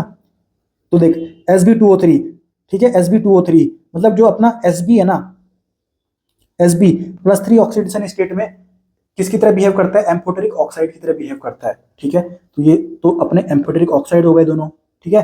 फिर अपन बात करें SiO2 की, मैं अगर बात करूं तो देख, जो अपना 16th ग्रुप होता है ना, उसके एलिमेंट कौन होते हैं? O, सल्फर, Se, Te और Po। तो ये जो Se है वो यहाँ पर आता है, ठीक है। और यहाँ पर हमको पता है जो Te है ना, ये तो अपना क्या? मेटालॉइड है। ये अपना क्या? मेटालॉइड है। अभी मैंने बताया था, देख Te क्या होता है? मेटालॉइड होता है। और मेरे को पता है सर, मेटालॉइड के ऊपर किसी भी ग्रुप में क्या होते हैं? नॉन मेटल्स होते हैं, और नीचे क्या होते हैं? मेटल्स होते हैं। तो मतलब जो ये Se है, ये मेटल है कि नॉन मेटल है सर? नॉन मेटल है ये। तो जो ये Se है, ये क्या अपना? नॉन मेटल है। तो नॉन मेटल का अगर ऑक्साइड बनेगा तो वो क्या बनेगा? नॉन मेटल का ऑक्साइड क्या होगा? एसिडिक होगा। तो ये तो अपना एसिडिक हो जाएगा। तो बचा क्या? ये बचा अपना, तो ये अपना क्या आंसर आ जाएगा? बेसिक ऑक्साइड आ जाएगा। आइए चेक भी कर लेते हैं। ये बिस्मुथ है अपना, ठीक है। तो Bi2O3, तो बिस्मुथ क्या होता है? अपना मेटल होता है, ठीक है। अगर मैं यहाँ पर इसका ऑक्सीडेशन स्टेट लिखूं तो बिस्मुथ कितने है सर? 2 है, तो 2x लिखूंगा, माइनस मैंने 6 कर दिया, इजिकल टू 0 हो जाएगा। 2x इजिकल टू कितना हो जाएगा? 6 हो जाएगा। x इजिकल टू कितना हो गया? +3 हो गया, ठीक है। तो यहाँ पर मेटल है, उसका ऑक्सीडेशन स्टेट कितना है? +3 आया। तो मेरे को पता है सर कि मेटल्स अगर +3 ऑक्सीडेशन स्टेट में होंगे तो कहीं ना कहीं बेसिक ऑक्साइड्स बनाते हैं। तो यहाँ पर मुझे पता लग गया कि जो ये बिस्मुथ का ऑक्साइड बना होगा ये अपना कहीं ना कहीं बेसिक ऑक्साइड ही तो होगा। तो आंसर मेरा क्या आ जाएगा? ऑप्शन नंबर डी आ जाएगा, ठीक है। तो क्लियर है? कोई दिक्कत, कोई डाउट इसमें नहीं होना चाहिए। अब आगे अपन चलें तो ये AIPMT 1994 का क्वेश्चन है। Among the following oxide the one which is most basic. हमको वापस से क्या ढूंढना है, बेसिक ढूंढना है। ZnO जिंक के जो ऑक्साइड होते हैं वो क्या होते हैं, एम्फोटेरिक होते हैं। ये देख, जिंक के ऑक्साइड क्या होते हैं, अपने एम्फोटेरिक होते हैं, ठीक है। फिर अपन बात करें मैग्नीशियम, तो मैग्नीशियम अपना क्या है, मेटल है। मैग्नीशियम अपना क्या है, मेटल है। यहाँ पर मैग्नीशियम की खोपड़ी में चार्ज कितना आने वाला है, +2 आने वाला है सर। और यहाँ पर जो मेटल होते हैं वो +2 ऑक्सीडेशन स्टेट में क्या शो करेंगे सर, बेसिक ऑक्साइड बनाएंगे। तो मतलब जो MgO है वो क्या होगा सर, बेसिक ऑक्साइड होगा कि नहीं होगा, यस सर, ये तो क्या होगा, अपना बेसिक होगा। फिर Al2O3 मैंने कहाँ पढ़ाया आपको, एम्फोटेरिक ऑक्साइड में पढ़ाया था। देखो ये Al है, अली, एल्यूमिनियम। तो एल्यूमिनियम के जो ऑक्साइड्स होंगे वो सब क्या होते हैं, हमारे एम्फोटेरिक ऑक्साइड्स होते हैं। तो Al2O3 क्या हो जाएगा, एम्फोटेरिक ऑक्साइड हो गया। तो बचा क्या अपना, N2O5 बचा, ठीक है। तो ये अपना क्या हो गया, बेसिक ऑक्साइड हो जाएगा। समझ में आ गई बात, ठीक है। कोई दिक्कत यहाँ पर नहीं होनी चाहिए। आंसर आ जाएगा अपना N2O5। अब अपन आगे चलें। ये क्वेश्चन अपना नीट 2022 में पूछा गया था, इसमें हमको मैच करना है। तो देख, CO क्या होता है अपना, न्यूट्रल होता है। तो ये मैंने बोल दिया न्यूट्रल ऑक्साइड है सर। Cl2O7, Cl क्या होता है अपना, नॉन मेटल होता है ना। और नॉन मेटल के ऑक्साइड हमेशा क्या होते हैं, नॉन मेटल्स के ऑक्साइड क्या होते हैं, एसिडिक होते हैं। तो ये अपना क्या हो जाएगा सर, एसिडिक हो जाएगा। सर Al2O3 क्या होता है सर, ये तो अपना किस में आएगा सर, हमने अभी देख लिया एम्फोटेरिक ऑक्साइड्स में आता है। तो BaO जो बचा वो किस में आ जाएगा, अपना बेसिक ऑक्साइड में आ जाएगा। कोई दिक्कत है, बिल्कुल आसान। तो इसका आंसर तुम लिख लोगे, कोई इसमें दिक्कत नहीं होने वाली। तो नीट 2019 में तुम्हारा क्वेश्चन पूछा गया, वापस से हमको यहाँ पर मैच करना था। तो N2O लिखा हुआ है, तो ये क्या होता है अपना, न्यूट्रल ऑक्साइड होता है। ये न्यूट्रल ऑक्साइड है। देख Al2O3 हमको पता है क्या होता है सर, एम्फोटेरिक ऑक्साइड होता है। Cl2O7 क्या होता है, नॉन मेटल है, क्लोरीन। तो क्लोरीन का ऑक्साइड क्या होगा, नॉन मेटल के ऑक्साइड क्या होते हैं, एसिडिक होते हैं। तो यहाँ पर मैंने लिख दिया एसिडिक। तो ये जो बचा ये क्या होगा सर, अपना बेसिक ऑक्साइड होगा। तो इसका आंसर तुम लिख लेना, बिल्कुल सिंपल है। तो अगर ये क्वेश्चन अगर आएगा तो बिल्कुल तुम्हारे 2 या 3 सेकंड में निपट जाएगा, ठीक है। अब तुमको ये भी ध्यान रखना है कि जो ग्रुप 1 के एलिमेंट्स होते हैं ना सर, वो क्या होते हैं सर, रिड्यूसिंग एजेंट की तरह काम करते हैं। किसकी तरह, रिड्यूसिंग एजेंट। अभी हम आगे बढ़ेंगे तो अच्छे से देखेंगे इस टॉपिक को। फिलहाल ध्यान रखना, ग्रुप 1 के एलिमेंट्स सर रिड्यूसिंग एजेंट, और ग्रुप 17 के एलिमेंट्स किसकी तरह बिहेव करेंगे, ऑक्सीडाइजिंग एजेंट की तरह, ठीक है। ग्रुप 1 के एलिमेंट रिड्यूसिंग एजेंट, ग्रुप 17 के एलिमेंट ऑक्सीडाइजिंग एजेंट। यहाँ पर मैं आपको याद नहीं करवा रहा, रटवा नहीं रहा हूँ, अभी आपको कंसेप्ट बताऊंगा आगे जाके, ठीक है।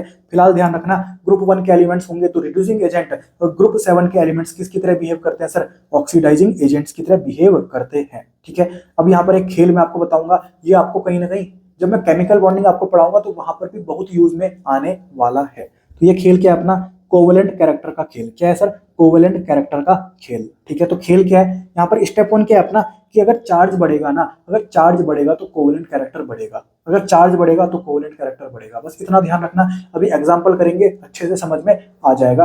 फिलहाल ध्यान रखना, स्टेप 1 क्या है सर, कि चार्ज बढ़ेगा तो कोवेलेंट कैरेक्टर बढ़ेगा, ठीक है। पर अगर चार्ज सेम हो जाए ना, अगर चार्ज सेम हो जाए तो फिर अपने को कैसे खेलना है, ध्यान रखना। अगर मुझे कैटायन से खेलना पड़े, कैटायन मतलब जिनकी खुपड़ी में प्लस चार्ज होता है, और एनायन मतलब जिनकी खुपड़ी में माइनस चार्ज होता है, ठीक है। तो अगर मुझे कैटायन से खेलना पड़े तो ध्यान रखना, कैटायन का साइज घटेगा तो कोवेलेंट कैरेक्टर बढ़ेगा, कैटायन का साइज घटेगा तो कोवेलेंट कैरेक्टर बढ़ेगा। तो अगर मुझे एनायन से खेलना पड़े, अभी सब समझ में आ जाएगा क्या बोल रहा हूं मैं, ठीक है। अगर मुझे एनायन से खेलना पड़े तो ध्यान रखना, एनायन का साइज बढ़ेगा तो कोवेलेंट कैरेक्टर बढ़ेगा। तो यहाँ पर तुमको ये स्टेप 1 और स्टेप 2 ध्यान रखना है। स्टेप 1 क्या है, चार्ज बढ़ा, कोवेलेंट कैरेक्टर बढ़ा, ठीक है। अगर चार्ज सेम हो जाए तो स्टेप 2 चलेगा। स्टेप 2 में क्या है कि अगर कैटायन का साइज घटेगा तो कोवेलेंट कैरेक्टर बढ़ेगा, और अगर एनायन का साइज बढ़ा तो कोवेलेंट कैरेक्टर भी बढ़ा। मतलब यहाँ पर रिलेशन क्या डायरेक्टली का है, और यहाँ पर क्या है, इनवर्सली रिलेशन है, ठीक है। इतना तुमको ध्यान रखना है, तुम्हारे कोई भी क्वेश्चन फंसने वाला नहीं है। अब यहाँ पर देख, तुमको अगर कोवेलेंट कैरेक्टर का सीक्वेंस लगाना आ गया, जो कि तुमको स्टेप 1 चला के और स्टेप 2 चला के तुम्हारा हो जाएगा। तो अगर तुम्हें कोवेलेंट कैरेक्टर्स तुमको चलाना आ गया ना, तो तुम्हारा यहाँ पर इसका क्या खेल आने वाला है, कहाँ पर फायदा मिलने वाला है।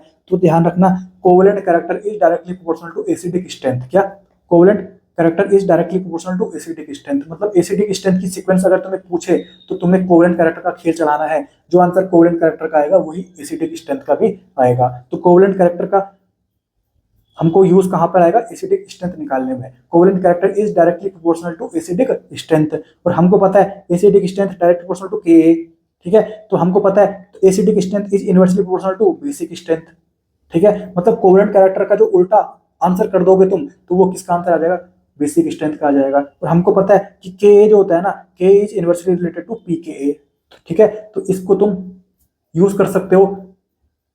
कोवेलेंट कैरेक्टर अगर तुम्हें निकालना आता है तो तुम इन सब चीजों को निकाल सकते हो, ठीक है। जो कोवेलेंट कैरेक्टर की सीक्वेंस आएगी वो सेम टू सेम सीक्वेंस किसकी आएगी सर, एसिडिक स्ट्रेंथ और Ka की, और उसका उल्टा कर दोगे तो किसका आ जाएगी सर, बेसिक स्ट्रेंथ और pKa की, ठीक है। तो इसको मैं उम्मीद करता हूं आपको ये समझ में आ गया होगा। अब देख, अब यहां पर देख, यहां पर कुछ एग्जांपल दे रखे हैं। इनमें जो जैसे यहाँ पर सोडियम है तो सोडियम के ऊपर मैंने चार्ज निकाल दिया +1 है, मतलब इनका ऑक्सीडेशन स्टेट मैंने निकाल दिया। मैग्नीशियम का कितना आएगा, +2 आएगा। एल्यूमिनियम का कितना आएगा, +3 आएगा। ये मैंने सब निकाल के कर दिए, ठीक है। ये निकालने आपको आते हैं, ठीक है। तो यहाँ पर हमको दिख रहा है, देख जब मैं लेफ्ट से राइट की तरफ चल रहा हूँ यहाँ पर, तो यहाँ पर चार्ज क्या हो रहा है सर, बढ़ रहा है। चार्ज क्या हो रहा है, बढ़ रहा है। और मैंने आपको बताया था कि चार्ज अगर बढ़ेगा तो कोवेलेंट कैरेक्टर भी क्या करेगा, बढ़ेगा। चार्ज अगर बढ़ेगा तो कोवेलेंट कैरेक्टर भी क्या करेगा सर, बढ़ेगा। तो देख चार्ज बढ़ रहा है लेफ्ट से राइट जाने पर, इधर लेफ्ट इधर राइट, इधर लेफ्ट इधर राइट। तो अगर लेफ्ट से राइट जाने पर चार्ज बढ़ रहा है ना, +1 +2 +3 +4 बढ़ रहा है ना, तो कहीं ना कहीं हमारा कोवेलेंट कैरेक्टर भी बढ़ेगा। और हमको पता है कोवेलेंट कैरेक्टर किसके डायरेक्टली प्रोपोर्शनल होता है, एसिडिक स्ट्रेंथ के। तो एसिडिक स्ट्रेंथ भी क्या करेगा, बढ़ेगा, ठीक है। तो जो यहाँ पर स्टेप 1 है वो कब चलाना है हमको समझ में आ गया, जब चार्ज क्या हो रहा हो, डिफर कर रहा हो, चार्ज चेंज हो रहा होगा। तो जिसका चार्ज ज्यादा उसका कोवेलेंट कैरेक्टर भी ज्यादा, उसकी एसिडिक स्ट्रेंथ भी ज्यादा, ठीक है। और इसका जो उल्टा आंसर आएगा वो किसका हो जाएगा, बेसिक स्ट्रेंथ का। ये बिल्कुल सिंपल है। तो बेसिक स्ट्रेंथ राइट से लेफ्ट जाने पर बढ़ेगी। समझ में आई बात, ठीक है। इसमें कोई दिक्कत नहीं है, ये सबको समझ में आ गया होगा, कोई रॉकेट साइंस यहाँ पर नहीं है। अब अपन आगे बढ़ते हैं। अब अगर तुम्हारे पास क्वेश्चन आ जाएगा कि MgO और CaO तुम्हारे पास दे रखे हैं और इसमें ज्यादा एसिडिक स्ट्रेंथ किसकी होगी, ठीक है। तो यहाँ पर अपन चार्ज निकालते हैं। तो मैग्नीशियम में चार्ज कितना आएगा, +2 आएगा। और कैल्शियम में कितना आएगा, +2 आएगा, ठीक है। बाकी ये जो हम ऑक्सीडेशन स्टेट निकालना सीखते हैं ना, इसको हम बिल्कुल अच्छी तरीके से महारत हासिल कब करेंगे, जब हम फिजिकल केमिस्ट्री का चैप्टर पढ़ेंगे, रेडॉक्स रिएक्शन। पर मैं उम्मीद करता हूँ कि आपको यहाँ पर जितना मैं पढ़ाया हूँ वो सब समझ में आ रहा होगा। तो ध्यान से देखो सर, यहाँ पर आपने जो स्टेप 1 बोला था कि चार्ज बढ़ेगा तो कोवेलेंट कैरेक्टर बढ़ेगा, पर यहाँ पर जो दे रखे थे ना MgO एंड CO, यहाँ पर चार्ज क्या हो गया सर, सेम हो गया। चार्ज क्या हो गया, सेम हो गया। इधर भी +2 उधर भी +2, ठीक है। तो अब हम किस में आएंगे सर, स्टेप 2 में आएंगे। स्टेप 2 में आएंगे तो स्टेप 2 में अब हम देखेंगे कि कैटायन से आंसर दे कि एनायन से आंसर दे। तो जो चेंज हो रहा होगा ना उससे अपने को आंसर देना है, ठीक है। तो यहाँ पर देख जो ऑक्साइड होगा वो यहाँ पर भी -2 है, यहाँ पर भी -2 है, यहाँ पर भी ऑक्साइड है, यहाँ पर भी ऑक्साइड है। तो ऑक्साइड से आंसर नहीं आने वाला। जो चेंज हो रहा है वो कौन हो रहा है, चेंज सर कैटायन चेंज हो रहा है। यहाँ पर सर Mg+2 है तो यहाँ पर कौन है सर, Ca+2 है। कैटायन चेंज हो रहा है, मतलब कैटायन से हमको आंसर देना है, इससे आंसर देना है इस क्वेश्चन में, ठीक है। तो हमको क्या पता है, कैटायन का साइज अगर घटेगा तो कोवेलेंट कैरेक्टर बढ़ेगा। तो देख कैटायन का साइज घटेगा तो कोवेलेंट कैरेक्टर बढ़ेगा। तो देख मैग्नीशियम ग्रुप में ऊपर आता है और कैल्शियम नीचे आता है, नीचे जाने पर साइज बढ़ता है, ठीक है। तो साइज ज्यादा किसका होगा, कैल्शियम का होगा। और हमने क्या पढ़ा कि कहाँ है बे, साइज घटेगा तो कोवेलेंट कैरेक्टर बढ़ेगा। तो साइज जिसका कम होगा मतलब उसका कोवेलेंट कैरेक्टर ज्यादा होगा। तो साइज कम किसका है, कम इसका है, मतलब इसका कोवेलेंट कैरेक्टर क्या होगा, ज्यादा होगा। इसका एसिडिक स्ट्रेंथ क्या होगा, ज्यादा होगा, ठीक है। तो वही बात यहाँ पर लिखी हुई है कि जो MgO है उसका कोवेलेंट कैरेक्टर उसका एसिडिक स्ट्रेंथ CaO से ज्यादा हो जाएगा। और अगर पूछा होता बेसिक स्ट्रेंथ तो मैं उल्टा कर देता, CaO का बेसिक स्ट्रेंथ MgO से ज्यादा हो जाएगा। तो यहाँ पर कितने भी क्वेश्चन आप कर लो, आपको अगर कंसेप्ट पता है ना तो आपका आंसर सही आ जाएगा, कोई दिक्कत आपको नहीं होने वाली। तो आज के बाद अगर एसिडिक स्ट्रेंथ और बेसिक स्ट्रेंथ का कोई क्वेश्चन पूछा जाए तो तुम उसको कहाँ से सॉल्व करना सर, कोवेलेंट कैरेक्टर से सॉल्व करना, और तुम्हारा आंसर बिल्कुल सटीक सही आने वाला है।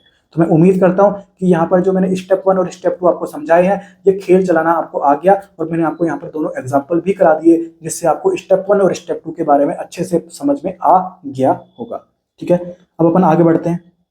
यहाँ पर आपको एक क्वेश्चन दे रखा है, बिल्कुल सिंपल सा क्वेश्चन है। देख जो Na2O है, Na मतलब सोडियम, सोडियम कौन से ग्रुप में आता है सर, एल्कली मेटल्स में आता है। हमको पता है मेटल्स के ऑक्साइड क्या होते हैं। यहाँ पर सोडियम की खोपड़ी में चार्ज क्या होगा, ऑक्सीडेशन स्टेट क्या होगा, +1 होगा। और मेटल्स +1 ऑक्सीडेशन स्टेट में क्या बनाते हैं सर, बेसिक ऑक्साइड बनाते हैं। तो सर ये बेसिक ऑक्साइड ही तो होगा, कॉमन सेंस की बात है, हमने ऊपर देख लिया। और जो ये क्लोरीन है Cl2O7, क्लोरीन तो नॉन मेटल है, और नॉन मेटल तो हमेशा ही क्या बनाने वाला है सर, एसिडिक ऑक्साइड बनाएगा। तो इसने एसिडिक ऑक्साइड बना दिया। ठीक है, यहाँ पर ये आप देख भी सकते हो। ठीक है, और यही लिखा हुआ है कि इसको आप लिटमस पेपर में चेक भी कर सकते हो। अगर एसिडिक ऑक्साइड होगा ना तो कहीं ना कहीं ब्लू लिटमस रेड कन्वर्ट हो जाएगा, और अगर बेसिक ऑक्साइड होगा तो रेड लिटमस ब्लू हो जाता है। ये हम ऑलरेडी अच्छे से पढ़ चुके हैं, तो ये आपने देख लिया। आगे बढ़ते हैं अपन। अब आपको क्या करना है, ये क्वेश्चन मैंने आपको करा दिया, ये क्वेश्चन मैंने आपको करा दिया, ये सब आपको क्या करना है, रीड करना है। ये मैंने बिल्कुल अच्छे से आपको समझा दिया, कोई दिक्कत आपको नहीं होने वाली। तो एनसीईआरटी में अगर यहाँ इधर दे रखा है ना, इतना नीचे दे रखा है एनसीईआरटी में, तो मैंने आपको यहाँ लेवल पे पढ़ाया है। एनसीईआरटी के रेफरेंस में ही पढ़ाया है, पर एनसीईआरटी से ऊपर लेवल का ही आपको पढ़ाया, और कॉम्पिटिटिव सोच के पढ़ाया कि आप कंपटीशन की तैयारी कर रहे हैं। यहाँ पर अगर आप बोर्ड की तैयारी करते तो यहाँ पर मैं आपको एनसीईआरटी तो पढ़ा देता, पर जितना एनसीईआरटी में दे रखा है उतना ही पढ़ाता। पर यहाँ पर मैं आपको एनसीईआरटी के ऊपर लेके चल रहा हूँ, ताकि आपको कंपटीशन में कैसा भी क्वेश्चन आए ना तो वो आपको सॉल्व हो जाएगा। अभी हम क्या करेंगे ना, इस लेक्चर के बाद 37 साल की नीट में आज तक जितने भी कहीं ना कहीं पेपर हुए हैं ना, वहां पर पीरियोडिक टेबल से जो भी क्वेश्चन पूछा गया है वो सारे सॉल्व करेंगे। और जितना हमने पढ़ा है ना, बिल्कुल आसानी से 2-3 सेकंड में हमारे क्वेश्चन सॉल्व होंगे। मैं आपको करके बताऊंगा, तब आपको कॉन्फिडेंस बहुत अच्छे से आने वाला है, और आपकी बहुत अच्छी प्रैक्टिस भी हो जाएगी। ठीक है, अब आगे बढ़ते हैं अपन। आपको ये रीड करना है और ये रीड करना है। ठीक है, अब यहाँ पर कुछ एक्स्ट्रा चीजें आपको पता होनी चाहिए। वो एक्स्ट्रा चीज क्या है सर, पहली बात आपको पता होनी चाहिए कि सर जो बेटा आलू फेंका कर, क्या बेटा आलू फेंका कर, आलू को फेंका कर, तो बेटा मतलब बेरिलियम, एल्यूमिनियम, आयरन और ये क्रोमियम। तो ये सब क्या होते हैं ना, ये जो चारों है ना, इनके जो ऑक्साइड्स बनते हैं ना, वो बनते हैं sir protective layer of oxides. ध्यान रखना, क्वेश्चन आ जाएगा नीट में, which of the following oxide forms protective layer of oxides. तो प्रोटेक्टिव लेयर ऑफ ऑक्साइड्स कौन बनाते हैं, बेटा आलू फेंका कर। ध्यान रखना इसको। अगला आता है अपना जो 12th ग्रुप के एलिमेंट्स हैं। 12th ग्रुप के एलिमेंट्स कौन होते हैं सर, जिमी कनाडा होगी, जिमी कनाडा होगी। तो यहाँ पर थोड़ा एक्सेप्शन है। हमको पता है जब हम ग्रुप में नीचे जाते हैं तो इलेक्ट्रोनेगेटिविटी क्या होती है सर, घटती है। तो होना तो ऐसा चाहिए था, एक्सपेक्टेड क्या था कि सबसे ज्यादा इलेक्ट्रोनेगेटिविटी जिम्मी की होनी चाहिए थी, फिर कनाडा की, और सबसे कम होनी चाहिए थी मरकरी की। पर एक्चुअल में होता क्या है ना सर, ये बिल्कुल उल्टा हो जाता है, फ्लिप हो जाता है। जिसकी सबसे कम लग रही थी उसकी सबसे ज्यादा हो जाती है यार। सबसे कम लग रही थी मरकरी की, पर मरकरी की इलेक्ट्रोनेगेटिविटी सबसे ज्यादा हो गई भाई। तो यहाँ पर ये एक्सेप्शन है, ये अपने को ध्यान रखना है। बिल्कुल यहाँ पर इलेक्ट्रोनेगेटिविटी की जो सीक्वेंस हमने एक्सपेक्ट करी थी उसको बिल्कुल फ्लिप कर देना, उल्टा कर देना। ठीक है, फिर अपन बात करें आयोनाइजेशन एंथैल्पी की। हमको पता है ग्रुप में नीचे जाने पर आयोनाइजेशन एंथैल्पी क्या होती है, आयोनाइजेशन एंथैल्पी नीचे जाने पर क्या होती है, डिक्रीज होती है। तो एक्सपेक्टेड क्या था कि मरकरी की सबसे कम होगी और जिंक की सबसे ज्यादा होगी। ठीक है, पर यहाँ पर सीक्वेंस तो सेम है, नीचे जाने पर घट तो रहा है, पर यहाँ पर ये जो एलिमेंट्स हैं ये उल्टे हो गए। देख, ऊपर मरकरी आ गया, फिर जिम्मी आ गया, फिर कनाडा आ गया। तो तुमको बोलना है होगी जिम्मी कनाडा, होगी जिम्मी कनाडा, नीचे घटता हुआ क्रम है ये। ठीक है, तो तुमको ये ध्यान रखना है। ग्रुप नंबर 12 में यहाँ पर इलेक्ट्रोनेगेटिविटी की सीक्वेंस ध्यान रखना, और आयोनाइजेशन एंथैल्पी की सीक्वेंस भी ध्यान रखनी है। ठीक है, अब अपन देखते हैं highest cation anion size ratio. ठीक है, अब ध्यान से देख भाई, ध्यान से देख। कैटायन मतलब सर जो एल्कली मेटल्स होंगे वही तो कैटायन बनाते हैं। ठीक है, और जो अपने कहीं ना कहीं वो होंगे क्या, हेलोजन्स होंगे, वो क्या बनाते हैं, एनायन बनाते हैं। ठीक है, और जो सबसे ज्यादा साइज होगा ना वो किसका होगा सर, फर्स्ट ग्रुप के एलिमेंट्स का ही तो होगा। क्योंकि हमको पता है ग्रुप पीरियड में लेफ्ट से राइट जाने पर साइज क्या होता है, घटता है। तो सबसे ज्यादा किसका होगा, फर्स्ट ग्रुप के एलिमेंट्स का होगा। और उसमें भी सबसे ज्यादा किसका होगा, जो सबसे नीचे होगा। क्योंकि हमें पता है कि ग्रुप में नीचे जाने पर साइज क्या होता है, बढ़ता है। तो सबसे ज्यादा किसका होगा, सीजियम का होगा। अब हम बात करते हैं सबसे कम का।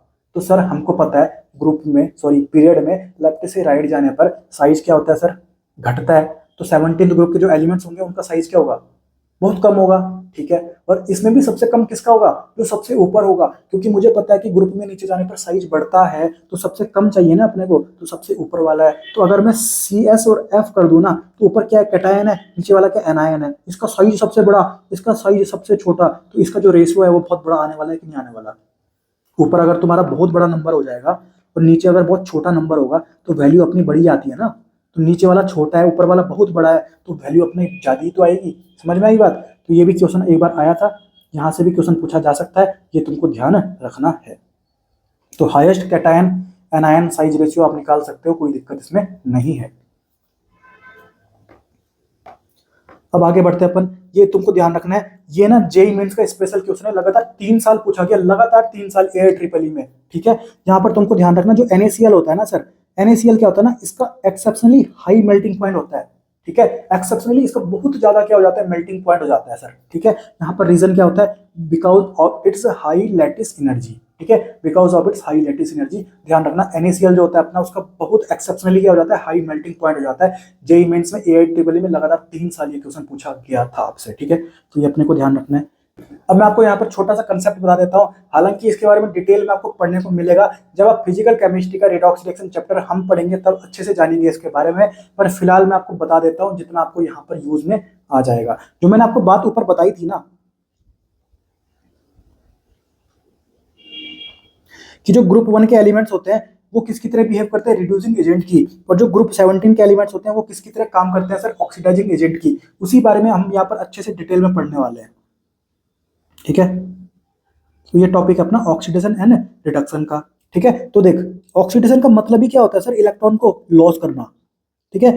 ऑक्सीडेशन का मतलब ही क्या होता है, इलेक्ट्रॉन को लॉस करना, ठीक है। तो यहाँ पर अगर कोई एलिमेंट इलेक्ट्रॉन रिलीज कर रहा है, इलेक्ट्रॉन को लॉस कर रहा है ना, मतलब उसका क्या हो रहा है सर, उस एलिमेंट का क्या हो रहा है, ऑक्सीडेशन हो रहा है। क्या हो रहा है, उस एलिमेंट का ऑक्सीडेशन हो रहा है, ठीक है। और यहाँ पर अगर जो रिडक्शन लिखा हुआ है, रिडक्शन का मतलब होता है गेन ऑफ इलेक्ट्रॉन, ठीक है। तो किसी अगर एलिमेंट का इलेक्ट्रॉन गेन हो रहे हैं ना उसमें, तो मतलब उस एलिमेंट का क्या हो रहा है सर, यहाँ पर रिडक्शन हो रहा है, ठीक है। तो इतना ध्यान रखना, ऑक्सीडेशन मतलब लॉस ऑफ इलेक्ट्रॉन, रिडक्शन मतलब गेन ऑफ इलेक्ट्रॉन। समझ में आई बात? तो यहाँ पर इतनी बात आपको क्लियर है। अब एक चीज ध्यान रखना, जिसका ऑक्सीडेशन हो रहा होगा ना, जिसका ऑक्सीडेशन हो रहा होगा, वो खुद क्या होगा सर, रिड्यूसिंग एजेंट होगा। वो खुद क्या होगा, रिड्यूसिंग एजेंट होगा। क्या होगा, रिड्यूसिंग एजेंट। और जिसका ना रिडक्शन हो रहा होगा, वो खुद क्या होगा, अपना ऑक्सीडाइजिंग एजेंट होगा। उल्टा होता है यहाँ पे बिल्कुल, ठीक है। रिड्यूसिंग एजेंट का दूसरा नाम होता है रिडक्टेंट, और ऑक्सीडाइजिंग एजेंट का दूसरा नाम होता है ऑक्सीडेंट, ठीक है। बस इतना ध्यान रखना। लॉस ऑफ इलेक्ट्रॉन को क्या बोलते हैं, ऑक्सीडेशन, और गेन ऑफ इलेक्ट्रॉन को क्या बोलते हैं, रिडक्शन। पहली बात समझ में आ गई, ठीक है। ऑक्सीडेशन कब होगा, मतलब जिस एलिमेंट का ऑक्सीडेशन होगा उस एलिमेंट को मैं बोलूंगा रिड्यूसिंग एजेंट, और जिस एलिमेंट का रिडक्शन हो रहा होगा उस एलिमेंट को मैं बोलूंगा ऑक्सीडाइजिंग एजेंट। बिल्कुल उल्टा बोलना है यहाँ पर, ठीक है। यहाँ पर मैं एक एग्जांपल के तौर पर आपको एक रिएक्शन के तौर पर समझा देता हूँ। जैसे देख, एक ए है plus B gives A plus B. A plus A पहले +2 में था, अब ए किस में चला गया, 0 में चला गया। बी पहले 0 में था, बी किस में चला गया, +2 में चला गया, ठीक है। अब ध्यान से देख, तो ए में पहले +2 था, अब किस में चला गया, ए 0 में चला गया। मतलब इसमें कहीं ना कहीं एडिशन ऑफ इलेक्ट्रॉन हुए होंगे ना, तभी तो इसका प्लस चार्ज हट गया। तो यहाँ पर एडिशन ऑफ इलेक्ट्रॉन हुए हैं, मतलब गेन ऑफ इलेक्ट्रॉन हुए हैं। मतलब जो ए है ना, ये A+2 जो था, इसका क्या हुआ है सर, रिडक्शन हुआ है ना। रिडक्शन का ही तो मतलब होता है गेन ऑफ इलेक्ट्रॉन, ठीक है। तो यहाँ पर A+2 का क्या हुआ है सर, रिडक्शन हुआ है, ठीक है। पर A+2 यहाँ पर किसकी तरह काम करेगा सर, वो काम करेगा ऑक्सीडाइजिंग एजेंट की तरह काम करेगा। जिसका रिडक्शन होता है वो किसकी तरह बिहेव करता है, ऑक्सीडाइजिंग एजेंट की तरह। इतनी बात क्लियर है, ठीक है। अब दूसरा देखते हैं अपन। अब यहाँ पर जो बी था ना, पहले इसमें 0 था, अब ये कितना हो गया सर, +2 हो गया। मतलब यहाँ पर सर इलेक्ट्रॉन क्या हुए, लॉस हुए हैं ना। इलेक्ट्रॉन इसमें से लॉस हुए तभी तो +2 हुआ होगा, ठीक है। तो यहाँ पर जिसमें इलेक्ट्रॉन लॉस होते हैं उसको क्या बोलते हैं अपन, ऑक्सीडेशन बोलते हैं। तो यहाँ पर बी का क्या हुआ है सर, बोरोन का क्या हुआ है, सॉरी बोरोन नहीं है, वो सिर्फ बी है, ठीक है। कोई भी यहाँ पर हो सकता है। तो बी का क्या हुआ है, यहाँ पर ऑक्सीडेशन हुआ है। पर बी का अगर ऑक्सीडेशन हुआ है ना, तो ये खुद है क्या, ये होगा सर अपना रिड्यूसिंग एजेंट। रिड्यूसिंग एजेंट का मतलब होता है जो सामने वाले एलिमेंट का रिडक्शन करा दे। तो देख, बी अपना रिड्यूसिंग एजेंट है, तो सामने वाला कौन है, A+2 है, उसका रिडक्शन तो करा दिया, ठीक है। और ऑक्सीडाइजिंग एजेंट का मतलब होता है जो सामने वाला एलिमेंट होगा उसका ऑक्सीडेशन करा दे। तो यहाँ पर देख, A+2 जो है वो ऑक्सीडाइजिंग एजेंट है, तो सामने वाले का उसने ऑक्सीडेशन ही तो करा दिया। ये देख, ऑक्सीडेशन हो गया, ठीक है। तो यहाँ पर oxidation, reduction, oxidising agent, reducing agent, इनके बारे में आपको पता होना चाहिए। कोई दिक्कत यहाँ पर नहीं है, बिल्कुल आसानी से आपको समझ में आ गया होगा। अब आपको क्या करना है, आपको कुछ नहीं करना, आपको बस इतना देखना है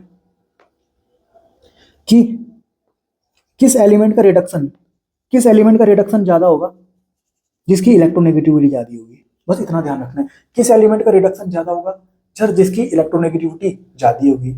अब किसी का रिडक्शन हो रहा है ना, मतलब इसको मैं ऐसे भी तो बोल सकता हूँ कि कौन अच्छा ऑक्सीडाइजिंग एजेंट होगा, किसकी अच्छी ऑक्सीडाइजिंग पावर होगी। तो अच्छी ऑक्सीडाइजिंग पावर यानी अच्छा ऑक्सीडाइजिंग एजेंट कौन होगा, जिसकी इलेक्ट्रोनेगेटिविटी ज्यादा होगी। इलेक्ट्रोनेगेटिविटी निकालनी आपको आती है, हमने पूरा टॉपिक कवर किया है, किसकी इलेक्ट्रोनेगेटिविटी ज्यादा किसकी कम, पूरा अच्छे से हमको आता है।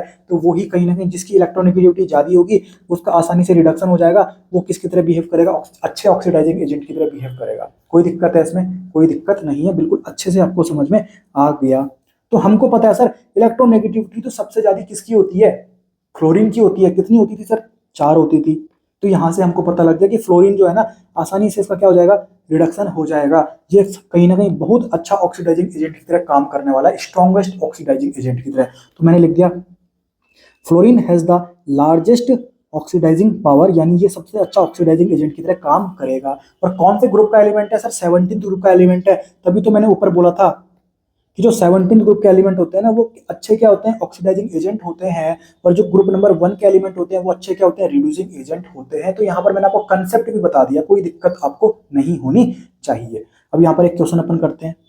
क्वेश्चन बोल रहा है सर, यहाँ पर इन्होंने दे दिया NH3 PH3 ASH3 SbH3। यहाँ पर बोलना है कि which one of the following is strong reducing agent. ठीक है, तो हमको क्या निकालना है, रिड्यूसिंग एजेंट निकालना है। यहाँ पर अपन क्या निकाल रहे थे, ऑक्सीडाइजिंग एजेंट निकाल रहे थे। और ऑक्सीडाइजिंग एजेंट अच्छा कौन था, जिसकी इलेक्ट्रोनेगेटिविटी ज्यादा थी।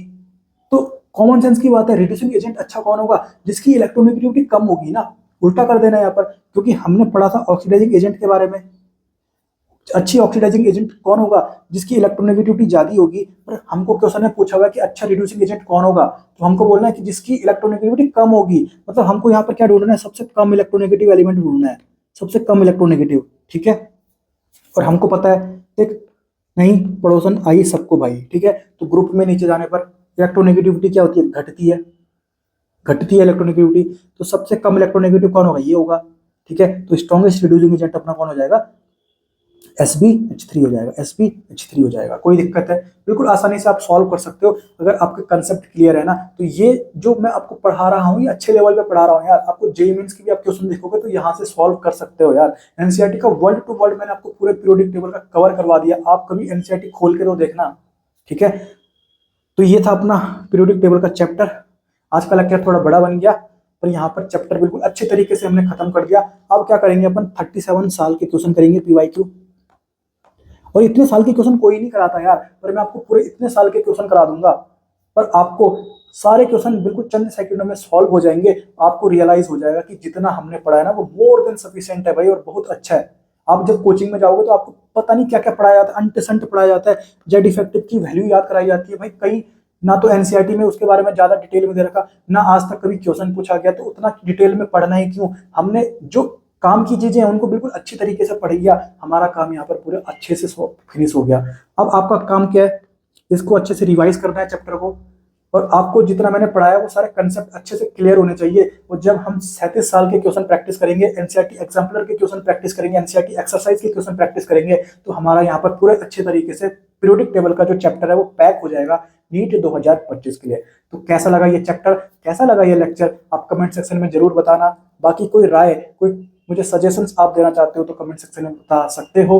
बाकी लेक्चर कैसा लगा कमेंट सेक्शन में जरूर बताना। तो मिलते हैं अगले केमिकल बॉन्डिंग के लेक्चर में, तब तक के लिए पढ़ते रहिए, मस्त रहिए, स्वस्थ रहिए। मुझ में है ताकत, मुझ में हिम्मत, खींचना चाहते नीचे, बढ़ूं मैं ऊपर, कॉम्प्लिकेशंस बीइंग वुमेन।